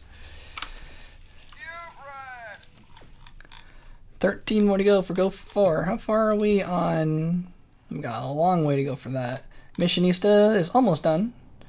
Then we'll do Planet RT, so take no time at all. The rest of stuff I'm not too worried about. Let's go back way over here. Ooh, 4. There's a 4. I spy with my little eye of 4. Hopefully I have enough money. Is it going to be 5 million again? Let's do a split personality mission. Is it going to be 5 million? I think I can sell some spice to get back to 5 mil. There we go. Oops. Oh, I did it again. Teach me your ways so I can become like you. Yeah, 5 mil. Okay, colonize 15 places. I got 17. Even though this is, I think this is the second easiest one, it's still 15 to go. It's 15 different planets. Oh, does that mean I can colonize 5 planets in the same system and that counts? I think that'll count. Let me try that. I don't think it's 15 unique, or is it 15 unique systems? I think this is still the second easiest one to do, even though we have to do 15 planets. The 5 allies is super easy, but this will take just... Oh, we gotta wait for the colony to recharge. Ugh, that's gonna be the longest point of this. But I want to check if we can do the same system, but just a different planet. This hammer angles make your nose look big. It counts, so cool. I'm not sure. Ooh, ooh. I think it's fine. It's plants, not systems. Okay. 13. Cool. That counts. And we just got a little bit of waiting time between each planet. I guess this is a nice little break. Entirely on a timer. It's funny, the destroy the Earth run is basically also waiting on this timer. We have to put down, I think it's 17 systems, 17 colonies, and then fill them all up with buildings, and then destroy them, because that counts for the colonist badge. And then we can place down another colony, but more colonist buildings towards the badge, and then destroy it. And then we're basically waiting on this timer. So destroying the Earth speedrun, basically getting the Planet Buster like ability, is like an auto scroller now. We can't make it go any faster, other than just getting the funds to get all the colonies and doing everything kind of before that procedure takes place is kind of up to you and doing as fast as you can. But once you get to a certain point, which is like most of the run, like that, the run is basically solved. Like it's on an auto scroller, which you would have thought, which at least I would have thought, getting Planet Buster would have been like really hard to do and taken a lot of strategy. But the strategy is there to find that ability to make it an auto scroller. But basically, you just kind of just put colonies down over and over and wait for the unlock. So that's pretty cool. Yeah, I've always kind of wondered, like, if I don't usually talk about like viewers and stuff that much, but I definitely noticed the viewers were more, just like the pure numbers of them were more like back in the oldie days when I would start this this speedrun. It's probably a bit repetitive, so that's probably why most people aren't tuning in as much. But I was always just wondering what any ideas y'all had just to make it more interesting. If you were watching, it's hopefully enjoyable. But up into the looking for the big views. Where'd the views go? Maybe if I stream different topics, because I definitely noticed the speedrun is on a day 3. I don't think I say speedrun though, right? I'm just saying destroying the Grox. I'm just calling it a speedrun because I like doing speedruns, and I put a timer on, and I wanted to see how long it takes, but basically just going through it as fast as I can. It's never really been done as a speedrun before anyway, but maybe it's just too repetitive. Maybe if I broke it up with different things. That's what I was going to try. I was trying to do that with the Pitiful Worm runs, but those seem to even do worse than this kind of a run in terms of like views. I still have a lot of fun doing them.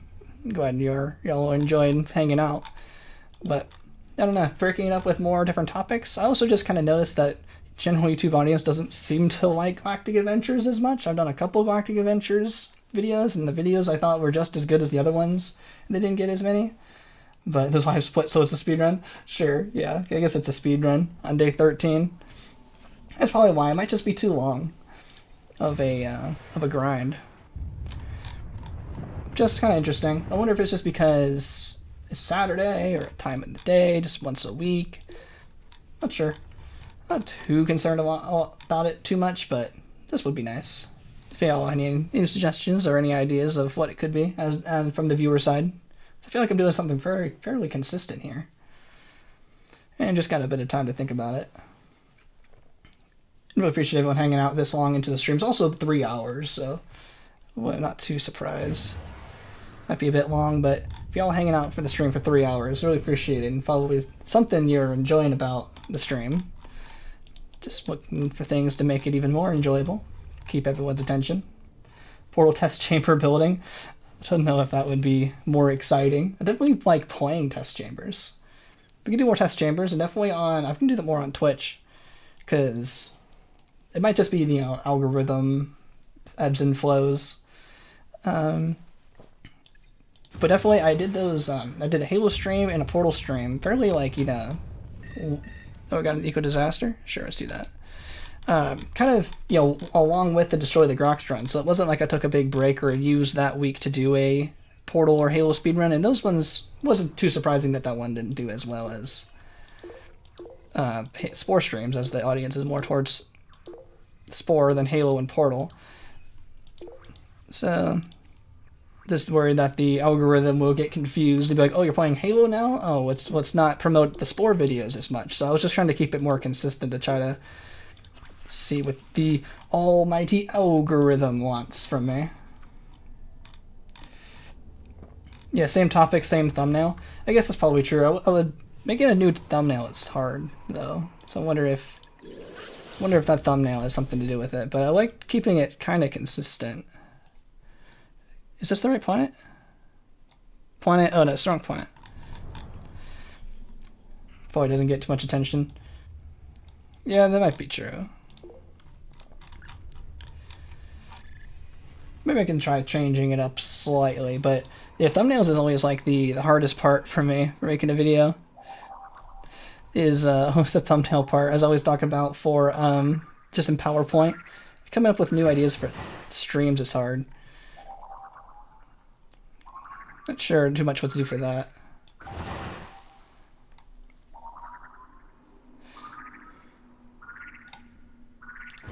Yeah, there we go.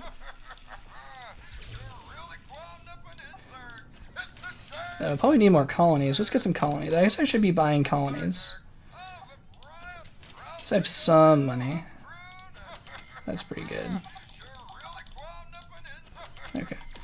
Definitely need more colonies because of colonize the planet mission. Yo, Ragar, welcome to the stream. Yo, I think I noticed that you had a bunch of portal test chambers. We were actually talking about portal test chambers, and I remember looking through those and went, oh no, I forgot. I had a whole bunch of your test chambers that I meant to play that I'd kind of forgotten about. But I remembered, so if you're still down, I could play some Portal test chambers. Maybe not this moment today, but one day, maybe I'll do it on Twitch or something, if you're still interested in me playing those, because I still want to play some Portal test chambers. Having a hankering for some Portal. So perfect timing. Thanks for joining in right as I was thinking about that. That was pretty cool. That would be cool. Cool. Maybe I'll coordinate a little bit with you to see what would be a good time if you wanted to watch me do those. It'd probably be on a day that's not like a Portal Spore streams. Maybe Sunday during the week or something. If I'm not doing a Halo stream or something, that'd be pretty cool. Yeah, definitely didn't want those to be just sent into the void. You gave all those good suggestions and they hadn't been used, so I didn't want those to feel left out. Probably more people have invested the time in the streams already. Probably disinterested. People have tired. It's too samey for too long. Yeah, that's kind of what I was hoping to hopefully get through this pretty quick so we can start doing something else like all achievements or something. Tactics just giving me some suggestions of maybe what the viewer is going to ebbs and flows. Maybe just feels like a little bit down right now, but any other reasons why or anything else I could do to help maybe promote the interest into the stream, get more people watching. So having fun streaming. Be cool if we got more people watching. Just like the chit chat, nice. Yeah, I really appreciate it. Glad this is still going smooth. Sometimes we talk about views and stuff. Might feel like a bummer, so I don't feel like talking about it too much. Keep it all nice and positive in a fun way. Also, I never really talk about likes and subscribes and stuff. Oh yeah, they don't have colony anything to buy because they don't have Terror Score 1. Did I buy the colonies from you or anything? I think I did from you already. There it is. Yeah, it's funny, I feel like I've gone, other than that April Fool's video, like I actually haven't ever said like and subscribe in the traditional YouTuber sense on a regular video. And I did that in an April Fool's joke, like almost like as the point, I think. And fellow biology nerd also. Yep, exactly. Definitely got me there. Biochem degree. Thanks to Spore, I think. Got me into bio. One more planet. And we got the Philosophy of Faith training, and we'll be on Split Personality 2. Those zealots sell colonies for cheap. Oh, nice. Well, definitely look for that. After we go back to their planet to finish up the zealot mission. Put the taxonomy. Yes, about the taxonomy. I like the biochem part, but yeah, not the memorizing of the names. And I did like kind of figuring out the tree stuff. And the clades, like the cladograms were kind of cool, but the memorizing of the cladograms. Ooh, that was a struggle. Hated that so much. Cool, we're going to do Split Personality 2. And now we have Fanatical Frenzy. Look at that. I should get the achievement, right? Yeah, Zealot Passion. I see this one a lot. Doing this in like speedruns and stuff. Pretty cool. We get those colonies. And we are on Split Personality 2. Yep, Split Personality 3 requires 2 of them. So now we have to go back to the diplomats, get their mission. And we still have 2 more Missionista badge. Still got Gophers, halfway through Gophers, and Cleaners, almost halfway through the Cleaners. Oh yeah, instead of 90, it's also a 90. Cheapest come from Shaman at 75. How do I delete my YouTube account? I don't know. It might be a YouTube video on that. On how to destroy on how to delete a YouTube account. Okay, so we have, now that we have, can you turn yourself into a different archetype? Do you get both the associated tools or just one? If we switch, it changes. So before we had the static cling, and before we also had the, you see it's missing, the return ticket, it gets replaced for the current one. Only way to get multiple ones is through Galactic Adventures. If you fill up the, we're going to show that. If you fill up the whole line, you get a second and a third one. Since you get 10, you can fill up 2 and then a half of one, so you can get 2 extra ones, and then you get your one you currently have, so you get 3 at most that way. Okay, no worries, the memes. So that's a pretty good place to save. Yeah, so I'm just kind of thinking about maybe the different things. I'm almost done with this challenge, I almost feel like. Not too much longer to go. So maybe once we do the achievements, it's also fairly different. I wonder if that would have been better to do first in the streams to just mix it up a little bit. Because, yeah, this is pretty same destroying the Grox, even though it was more requested, so I feel like I wanted to do that first. But getting the achievements is be more varied, so it might be more interesting. But anyway, so we have level 4, and I just want to confirm before we leave that I can go to the diplomats and get the split personality mission again, which I'm sure you can. But now we have both the empires we need for the split personality badge, so we can either keep doing split personality badge missions, or we can go back and keep doing regular missions. We're going to have to, I just want to see it's there. Okay, yeah, teach me your ways. Okay, but I'm gonna need 5 million, so I don't have enough money anymore. So let me go get some more spice, because I still have to pay them for split personality. So would y'all rather have me just keep switching back between split personality or doing the missionista style badges? Because now we don't really have to wait for anything. We can do those anywhere, because now they're level 4. But first, I have to do, let's get some more money. You can delete a YouTube account pretty easily. At least wiped a few years ago. I don't think you can log into Spore with your YouTube account. Yo, Vanilla Cole, welcome to the stream. We have done 2 split personalities in the stream so far, and we are working on the other missionista badges. Since the split personality badges cost 5 million every time we want to do them, we need a little bit more money. So I'm going to duplicate some more spice and then get back to them. Yo. I don't think you can even log into Spore with your YouTube account anymore. Oh, I didn't know you can actually do that. I've always just done it with the regular EA email thing. Ugh, cracked me neck for a second there. So I'm going to duplicate a little bit more spice and then make some more money. Oh, so I was actually working a little bit with, I think it's Cade from the archival crew, like the Spore community hub, on why how a bill becomes a law PNG wasn't working properly.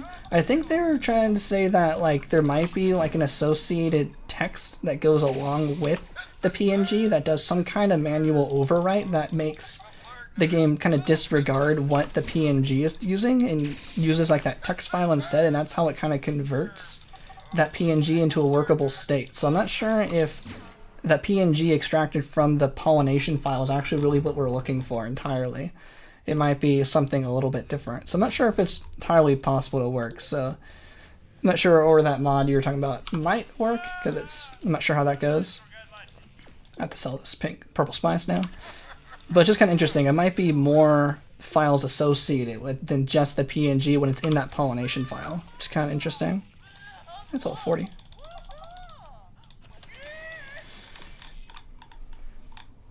Spore at one point had functionality to upload YouTube. Oh, right, they had YouTube video upload. That makes sense. That makes sense why you could upload. You could log in with a YouTube account. Yeah, those videos that it would self-record or so low quality too, even for 2008. I think 17 is pretty good. Which is kind of funny, but maybe that's why there's so many low quality YouTube videos from Spore in 2008. Oh, 44? I think 44 is decent, right? I'll do 3 million for that. I'm gonna find a good purple spice though. Let's find a good purple spice and then we'll head back to the split personality. Let's at least initiate the mission. 48's fine. I'll take 48. We need 4 more, so I need 20 million at minimum to at least start all of the missions. So let's just get to 20. So we've done 2. So 2 out of 6. I think Metallic said there was 6 total. So each one's 5 million. So it means we need 4 more. We need 20 million more to get all the split personalities. So if we can get 20 million, then we'll be good to go. Oh, what? This was the people I was literally just selling to. I have to defend them just for a second because they had the good selling price. At least somewhat decent selling price. Just a sec. Oop, with Uber turret will take care of them.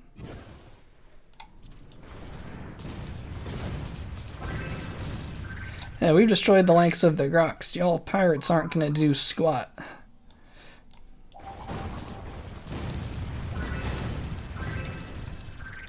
The Uber turret's helping out.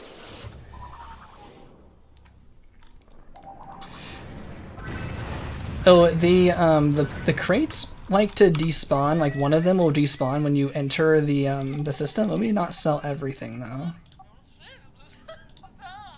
So you notice I put 3 down, and then when I went back there was only 2, so I picked up 1. One of them would have like despawned anyway, so that's why I'm just kind of used to picking them all up. I think there's a chance it doesn't despawn, but when I was doing the maximum money speedrun, it really didn't seem to matter too much. It just seemed to always like want to despawn, and they would despawn kind of quickly after each other anyway.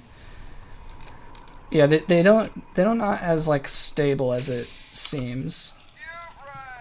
So I would just kind of pick them all up. And also sometimes they would not be entirely 99s. They would also be like 5s or 10s. So, and sometimes they would despawn before I could pick them all up. So if I would pick all of them up, I would guarantee get a 99. No, I guess I don't really need to pick up anymore. Oh, it's just fine. I don't need to leave them there. It might despawn anyway. So picking them all up really quickly would like basically guarantee that I would get another 99 and that the run wouldn't like die because I'd have to double them up all the way again.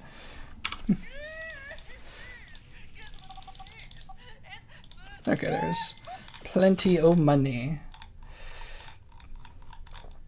But yeah, that's just, yeah, I didn't really think about that. It was just became instinct because of those speed runs, even though, yeah, it didn't really make a lot of sense just watching that. That makes sense. So let's go here and at least initiate the split personality, and I can have y'all decide if you want to keep going a little bit longer. Oh, sweet. So the split personality will still work. So it does work if I just alternate between them. That's pretty cool. So now I need 5 more alliances. Do y'all want to see me do split personality or go for missions? I'm kind of fine with either. I guess I'll go for a little bit longer, maybe about 15-20 more minutes. Pirates on their way to attack a colony of a 5-star empire, defend them at Uber turret with their dinky level 1 fleets. Yeah, Spore fans when they find out how much fun you produce. Oh wait, I can't see that heart thing is in the way half the time. They use spores, yep. It's kind of funny. I kind of feel like doing the split personality one if no one has any strong opinions. I'm gonna do some more missions. Hopefully I find some easy ones. Maybe I'll do one more split personality and then I might call it from there. Yo, thanks for all the reactions. Appreciate it. Oh, these guys, now these are too hard. I'm gonna have to like put effort into that. Let's find one that's easier.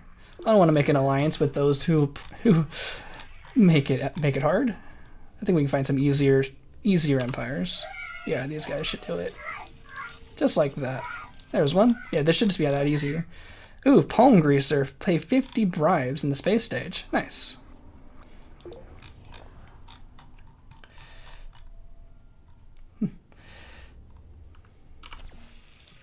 How are you? Oh, it's a -30. I might not do -30s. Do you know in the adventure editor there's an Easter egg? By pressing the save button, you can actually see your desktop background. Oh, that's strange. It's a reference to how an optimized mess crashed again. It's lost hours worth of progress. Oh, you see your because it crashes and it goes back to your desktop background. Oh, I get it. That's what you mean. It's like Alt F4 is the magical way to clear up your game. -20, -30. I don't think this is enough, right? It should be easier empires. This is pretty fast. Yeah, I get it. It took me a sec there. I thought it was like their desktop became like a picture or something in the game. Good one. Yeah, so if I do one more split personality. Oh, these guys are super easy to ally. Yeah, the 5 alliances one is definitely the best, easiest split personality mission, and then we'll go back to Zealot eventually. Ooh, another blue happy one. Gotten pretty good at the navigating. Traveler 4, almost there. Almost done with all of the badges. Hopefully these guys are easy too. Oh, sweet. We're almost there. Oh, this is super fast.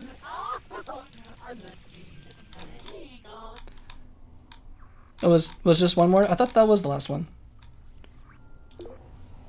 Maybe that was 2 more to go. Can't count. There we go. Let's try one more.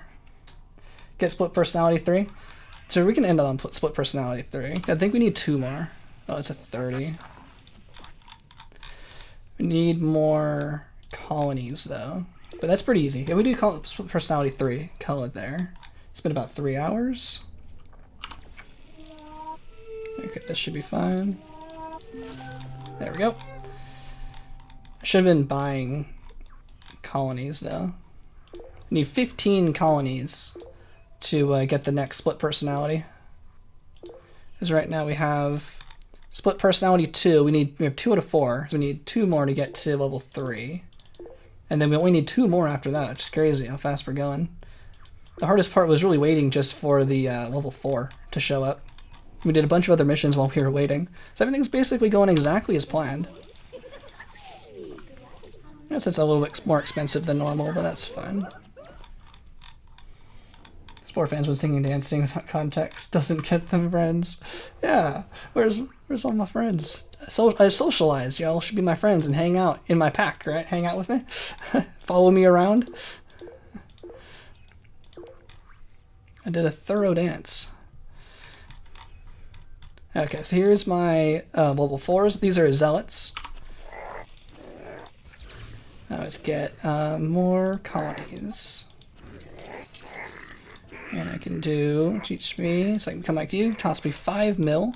Now we need to place 15 more colonies, which takes a bit of time because they're on a bit of a cooldown. But this is split personality is actually going pretty quick. We can just alternate between them back and forth. It's a trap!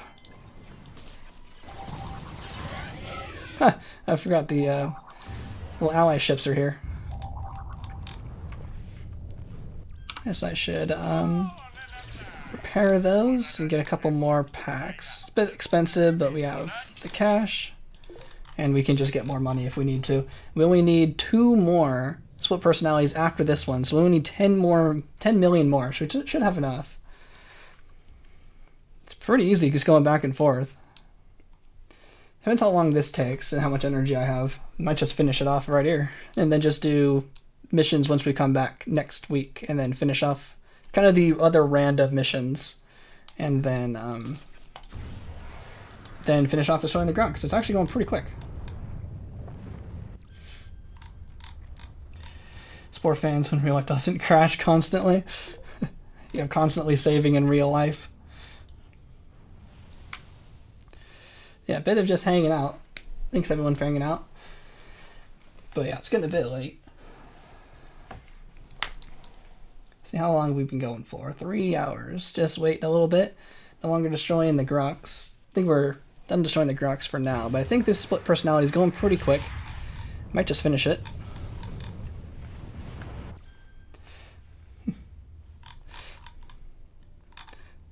There's another one. Only 12 more. Just need to wait for the old cooldown. Takes a little bit of time. Just like throwing the allies around. I should have taken a snapshot of the time. Let's see, this is in-game time because, you know, it pauses during the load screens. It's about 13 minutes with 11 more to go. Let's just see how long this takes to do. Split personality, do this. Definitely gonna have to buy more colony packs. I can't duplicate my spice in real life for profit to get a real job. Yeah, I'm going to get a real job eventually. Hopefully I'll be able to still keep the streams going. Because it'll be on the weekends. 10 more.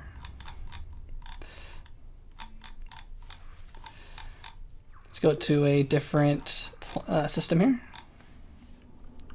So I can buy some more from me. I guess I shouldn't buy it from me, all of them, as that's going to be pretty expensive.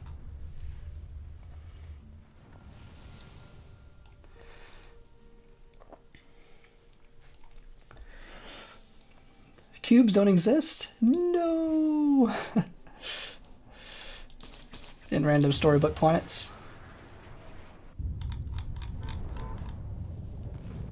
9 more to go.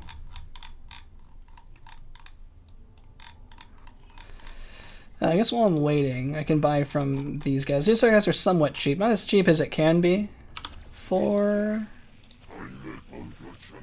colony packs, but it's fine.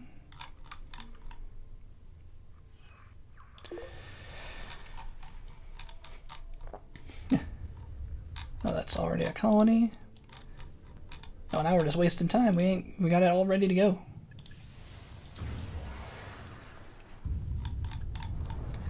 Guess in this time we can buy some colony packs, do 2 things at once, save some time. 8 more to go.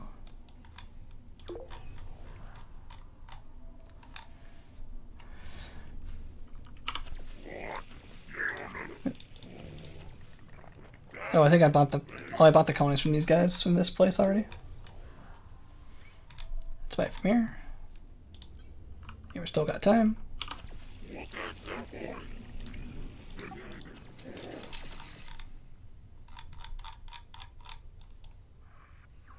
Just keep using this system. There we go, the colony's ready. 8 more to go. Almost there. Good old spore grind. 7 more.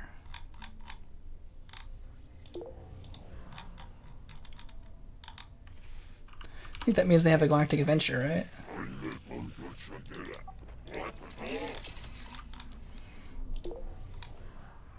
Oh, I need another system. There it is. 7 more. 7 more. So there's about 13 since 11.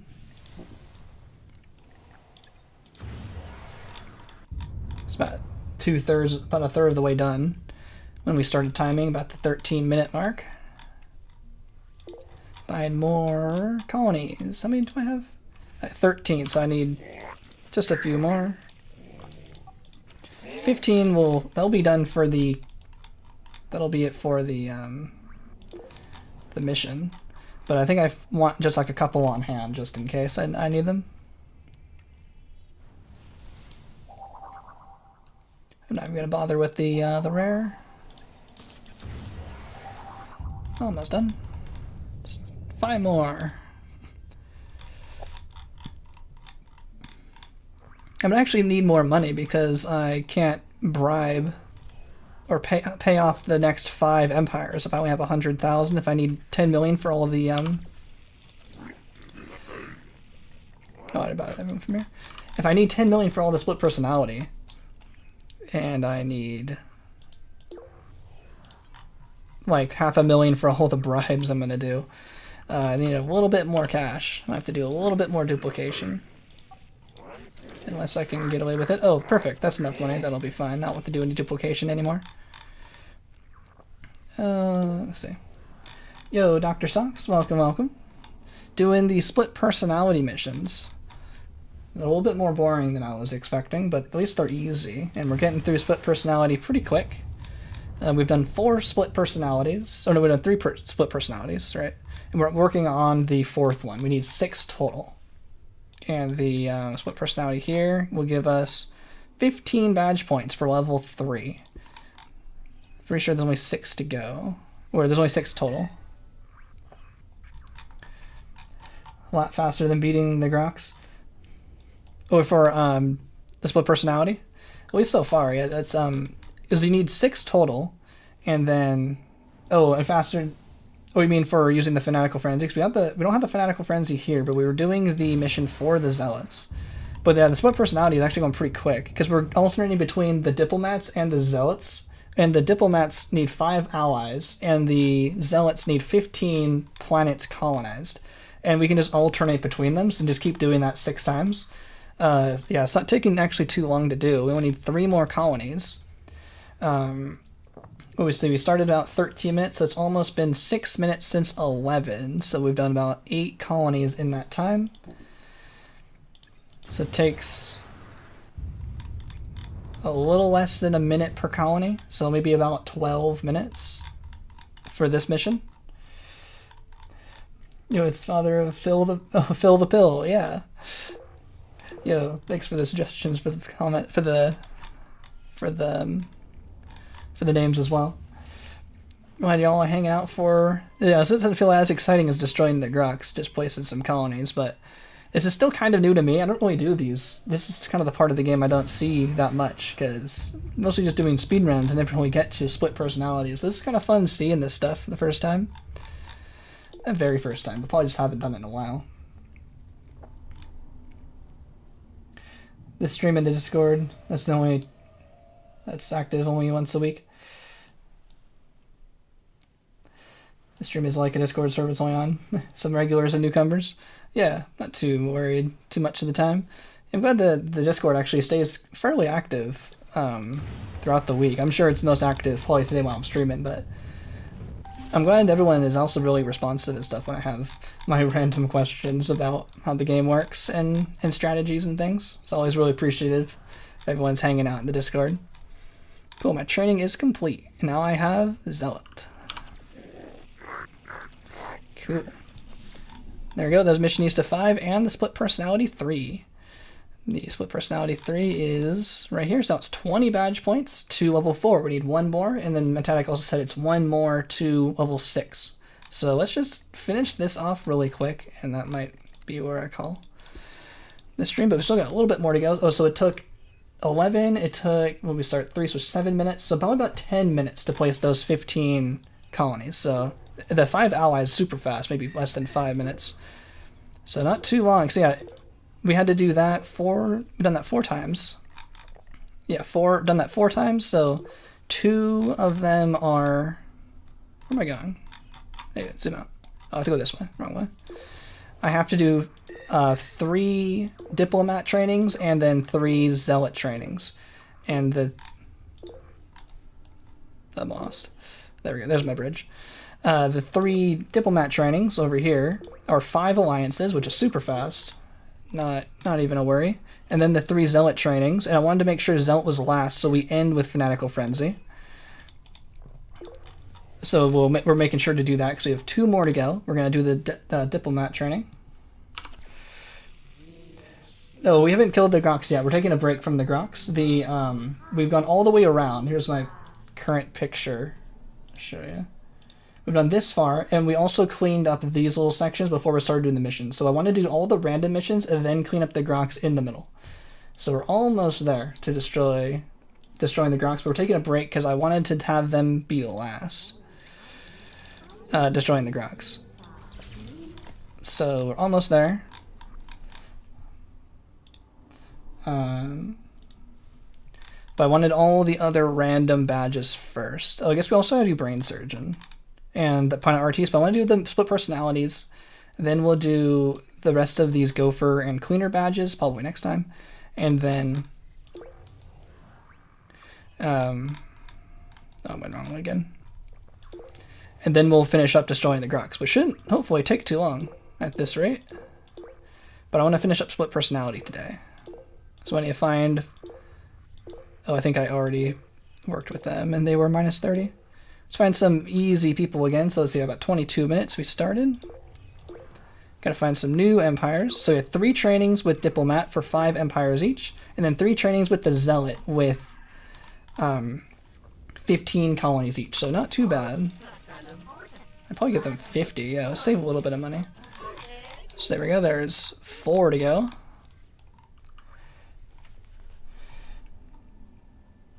Oh, I missed it. Oh, I missed it. Oh, I missed it. I missed the joke. I just saw them asking if the Grox were all done. Yeah, almost there. Probably 3/4 the way there now. Going pretty good. Oh, it's a minus 30. I'm gonna ignore minus 30s. The minus 30s make it a bit longer for this badge, but we're still going pretty quick. We just got 4 more to go. There's one. Starting at 22, I'm gonna think it's only gonna take like 5 minutes. It's a minus 30 again. No more minus 30s. Give us some easy ones. I don't have to go onto the planet. It takes forever. And trade a bunch of stuff. It'd be easier just to find someone else like this. This will be super fast.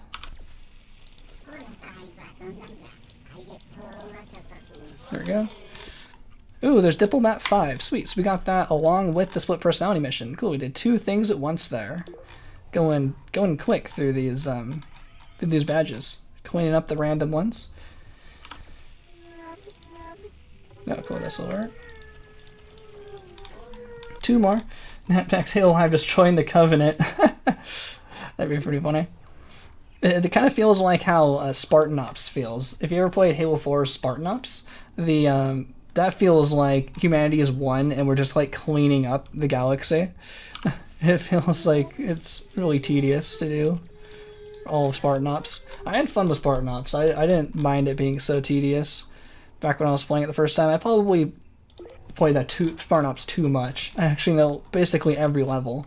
I could probably recount. No, that's 30. Let's find somewhere else.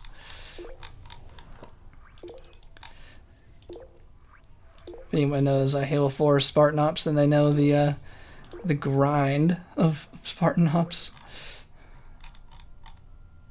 Go and have fun going quick with Gopher and Cleaner. Oh, this isn't a Empire. Who was I looking at there? Yeah, it's probably going to take a little bit. It's something to do next. Hey, it's me! How am I here? I'm going to ally myself. Identity crisis. Forge an alliance between 2 spacefaring... Oh, I missed it. What was it? Spacefaring empires? Or a different kind of empire? Oh, because we're Zealot and they're... not Zealots? I wasn't sure. The Sporepedia should be kind of cleaned up in my thing, so there shouldn't be any extra overlap. But that's all the alliances I have to do. But yeah, is that a sign of you heading out, Metallic? Thanks so much for hanging out. If you're going, saying good luck for the Gopher missions. But I think we're just gonna do the split personality, and then hopefully get through the Gophers and the Eradicates pretty fast. No, an Empire of your own creation. Cool. Static Cling is mine.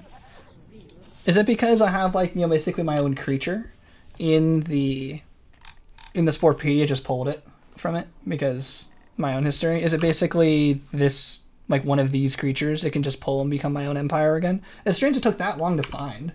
Maybe it's just random or it just took a while to find. But cool, and we got all of our use we need out of these diplomats exactly as planned. We need 1 more. Yep, 25 badge points, 5 out of 6. Just need 1 more. This part of Spore is the Gopher badge. You can consider interstellar drives. Oh, that's funny. That doesn't seem super relevant. You never get it before if we can fire first. Yeah, for how long it is. Oh yeah, because you have to travel between so many stars looking for deliveries. Let's do 1 more. Oh cool, we still have 5 million. Let's finish up these guys here. Cool. That was actually the last badge I wasn't for sure that I knew the badge points for, so now I can probably make that a poll. Because I know the wiki was wrong with a lot of the badge points, but I wanted to ask a poll, a quiz question, how many total badge points? And I think I have the answer. And I was basically waiting for this stream to do split personality to see what the badge points really were, because the wiki was totally wrong with stuff like colonist that doesn't have an easy 5, 10, a 2, 4, 6, 8, 10 point schedule. Some of them are wrong, so I had to actually check myself, and that really made the omnipotent percent run difficult because it didn't match up with the wiki said because it was wrong.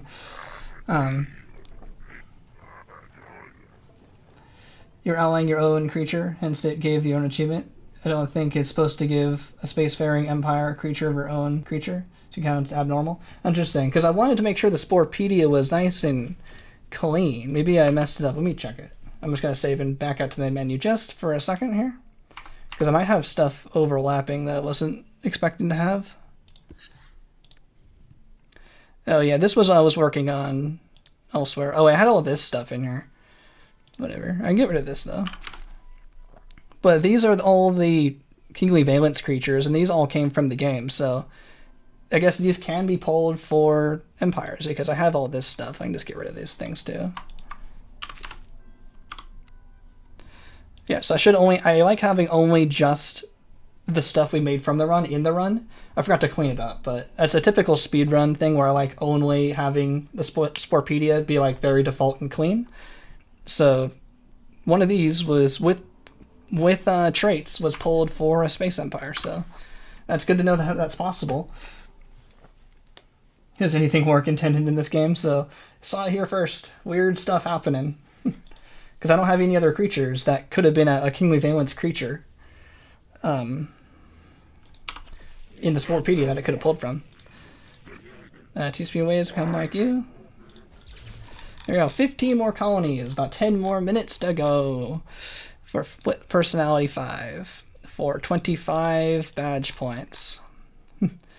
Cool. So I might be able to make that a poll. Does anyone know the total number of badge points? Because that's what the wiki said, so that was actually correct. But I wanted to make sure because a lot of them were wrong. Does anyone know the maximum number of points? Find out during the next poll. I have it all on a spreadsheet if you want to look through it real quick. I might have some of y'all double check because I don't want, it's kind of a lot to add up and I want to make sure the math is right. Don't want to look like a fool on the I have no colony packs. I thought I bought 15. Never fine. I'll have to buy more colony packs. I thought we were for sure we're already up to 15. I thought I bought enough. We're at 11? That's not how many I remember. That's not how many I remember having. Who stole my colony packs? Now we can show the spreadsheet as well to make it have you count along with it. This game wasn't intended. Who stole my colony packs? I have to buy more. Hopefully I don't run out of money. I need 2 more for the split personality. I should have enough money. Almost there. 13 to go. About 10 minutes to do it. The PNG function saves as intended. That's good, because something came out as intended. It works quite too well, more than intended. It works literally any PNG, not just a square, with the power of 2 dimensions. Oh yeah, I was working with, I think Cade was saying how it works with 256 dimension. It generates those as well. There's colonies. And that's, it had built-in functionality. Oh, how convenient. But it wasn't hadn't been used, wasn't it's just kind of unused potential of those PNGs. I guess I should save this planet. Did we finish the eco disasters? The cleaner? Or is it eco hero? No, wouldn't we actually need one more? One more, so this will finish that.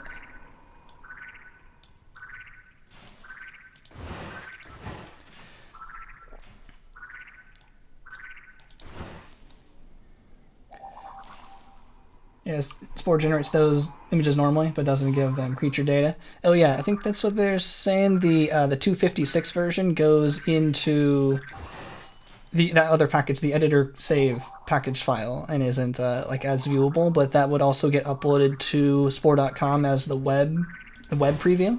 Nice, Eco Hero 5, another 10 badge points. Sweet. I'm out of money. There we go. There's some money.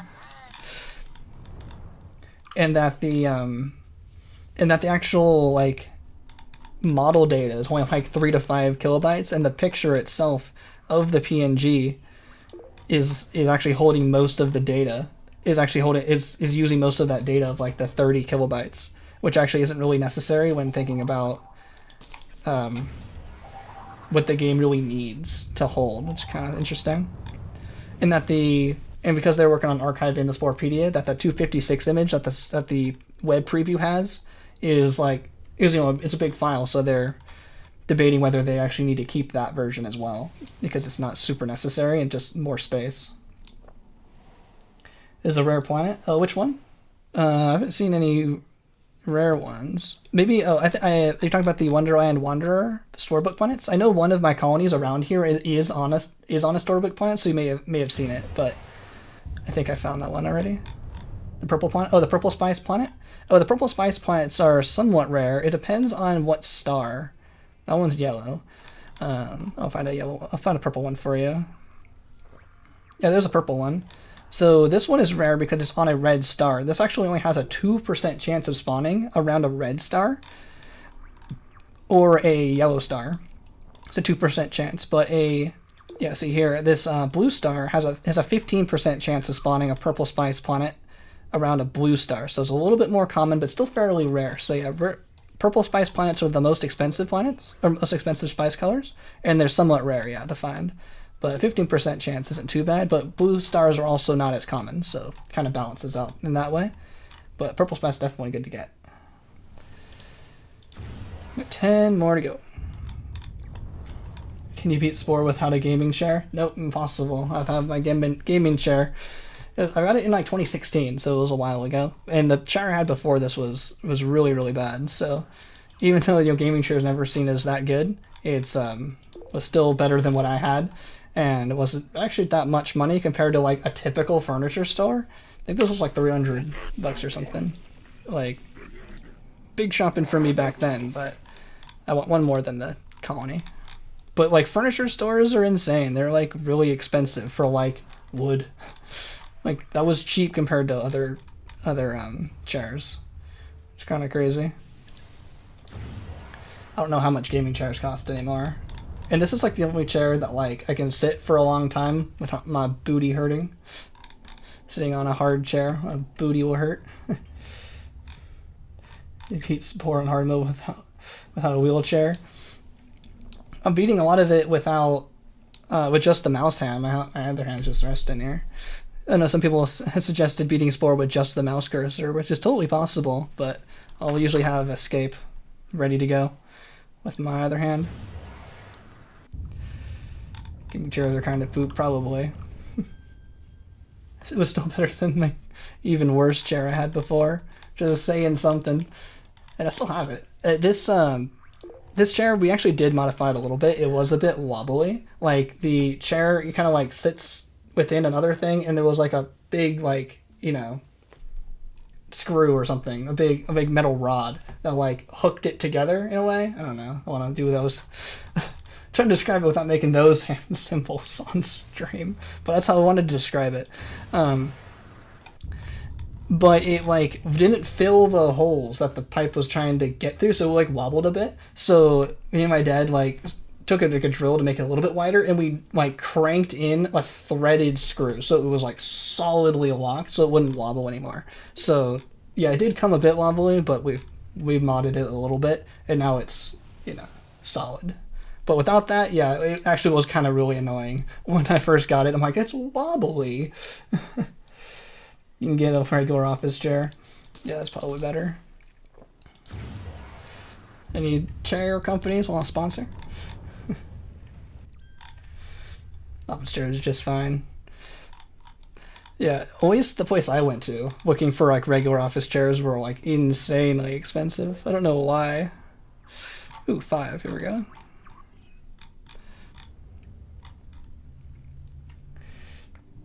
Plus 10 to comfort, plus 10 to price, minus 200 to comfort. It's funny. Don't know. Maybe because I've only had this one. Maybe if I sat in a real chair, I'd be, ooh, that's how sitting is supposed to feel.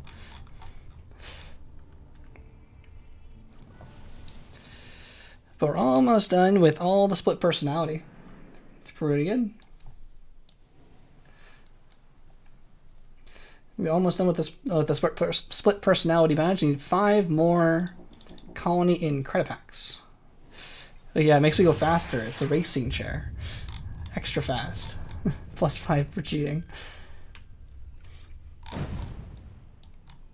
Oh, I was like, what was that noise? Oh, it's my... I keep forgetting I have the allies. I'm just going to discard the allies. Y'all aren't needed anymore. They were from the creating an alliance from the other split personality mission, but we don't need any more of those. Yeah, we did all 6 split personality missions in this stream in like the last like hour and a half. It actually was pretty quick if you have the right 2 missions just to alternate back and forth. I'm actually kind of surprised how fast that was going, but the rest of the missions are definitely going to take a lot longer than I was expecting. That's funny. Some things go faster, and then some things are slower than my initial thoughts. Split personality went pretty quick, but the rest of the missions, they took a long time. We still have more to go too. I think Mission East is done. Yeah, Mission East is done, but we need more Gopher and more Cleaner. And maybe I'll work on like Brain Surgeon or something. I'll work on these other ones next time. But we're almost there, and then we'll destroy the Grox and be done with this long challenge, and then move on to something else, which is going to be all the achievements run, which will hopefully be more varied and more interesting for people to watch longer, to watch more. This is a bit more repetitive. Doing this. I saw a really good video, I think it was only about a month ago, of a bigger like speedrun YouTube channel who did 100%, what they called like 100%, getting all the achievements. It was pretty good. She actually gave like a baseline. It took them about 100 hours. They weren't familiar with Spore though. It was just like they tried a new game and then tried to get all the achievements. So we got a baseline to beat if we're going for speedruns. 100 hours. That's our goal. And there's one more colony.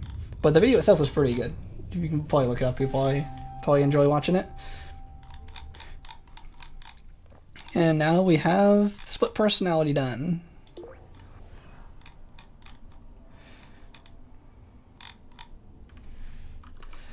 And there we go. Split personality 5. All split personalities completed. Nice, there it is. Split personality 6 out of 6. Didn't take too long. I forgot when we started that. I think that was about 30-minute from the 30-minute mark, so about 10 minutes to do that. So 3 of those for 30 minutes, and the other one was about 5 minutes each for maybe 15 minutes. So about 45 minutes, maybe 50 minutes. Once we had the 2 empires with the star level 4, it only took probably about 45 minutes to do all the split personalities if we were going for it like right away. I was doing some other stuff kind of in between. But yeah, not too bad. You switched 6 times. Any more achievements for that? No, so we're fine. Alright, so what do we got here to go? Don't mind the gamer aesthetic personally. It's not as minimalistic as it could be. For the Fruitier Arrow style. Interesting. Fruitiger Arrow style? I'm not sure what the style is. I'll have to look that up. But what we had to do is Brain Surgeon, the Cleaner, and we got all these things. Gopher, so we're going to do the Gopher and the Cleaner together, just doing missions. Not doing Joker quite yet. Planet Artiste, that'll be easy, got lots of stuff to buy. And the Terra Wrangler and the Zoologist we can also do together. We just have to find 40 more empires we got to find. That's actually going to take a bit, so I'll probably do that after we do everything else. We'll do these 2, probably do this in the background as we do some terraforming, and then find some more empires, and then finish this badge, which is the Destroy the Grox. So that's, I think, where I'm going to stop for today. And I'm going to park myself just right here on this colony. I'm going to save here. And quit out to the main menu. Stops the time, pause the timer. Yeah. Yo, thanks so much once again for the super chat. Yo, welcome Gabriel. We're about to finish off the stream, but I appreciate everyone so much for watching for day 13. Give it up for day 13. Remember, what we started at the beginning of the stream was this much. We cleaned up this little bit, so we have a little bit more. I probably won't make a whole new picture for just that much, but then we did a bunch of other missions. Basically, there's a split personality and a bunch of missions today. So next week, we will continue doing the missions and the other random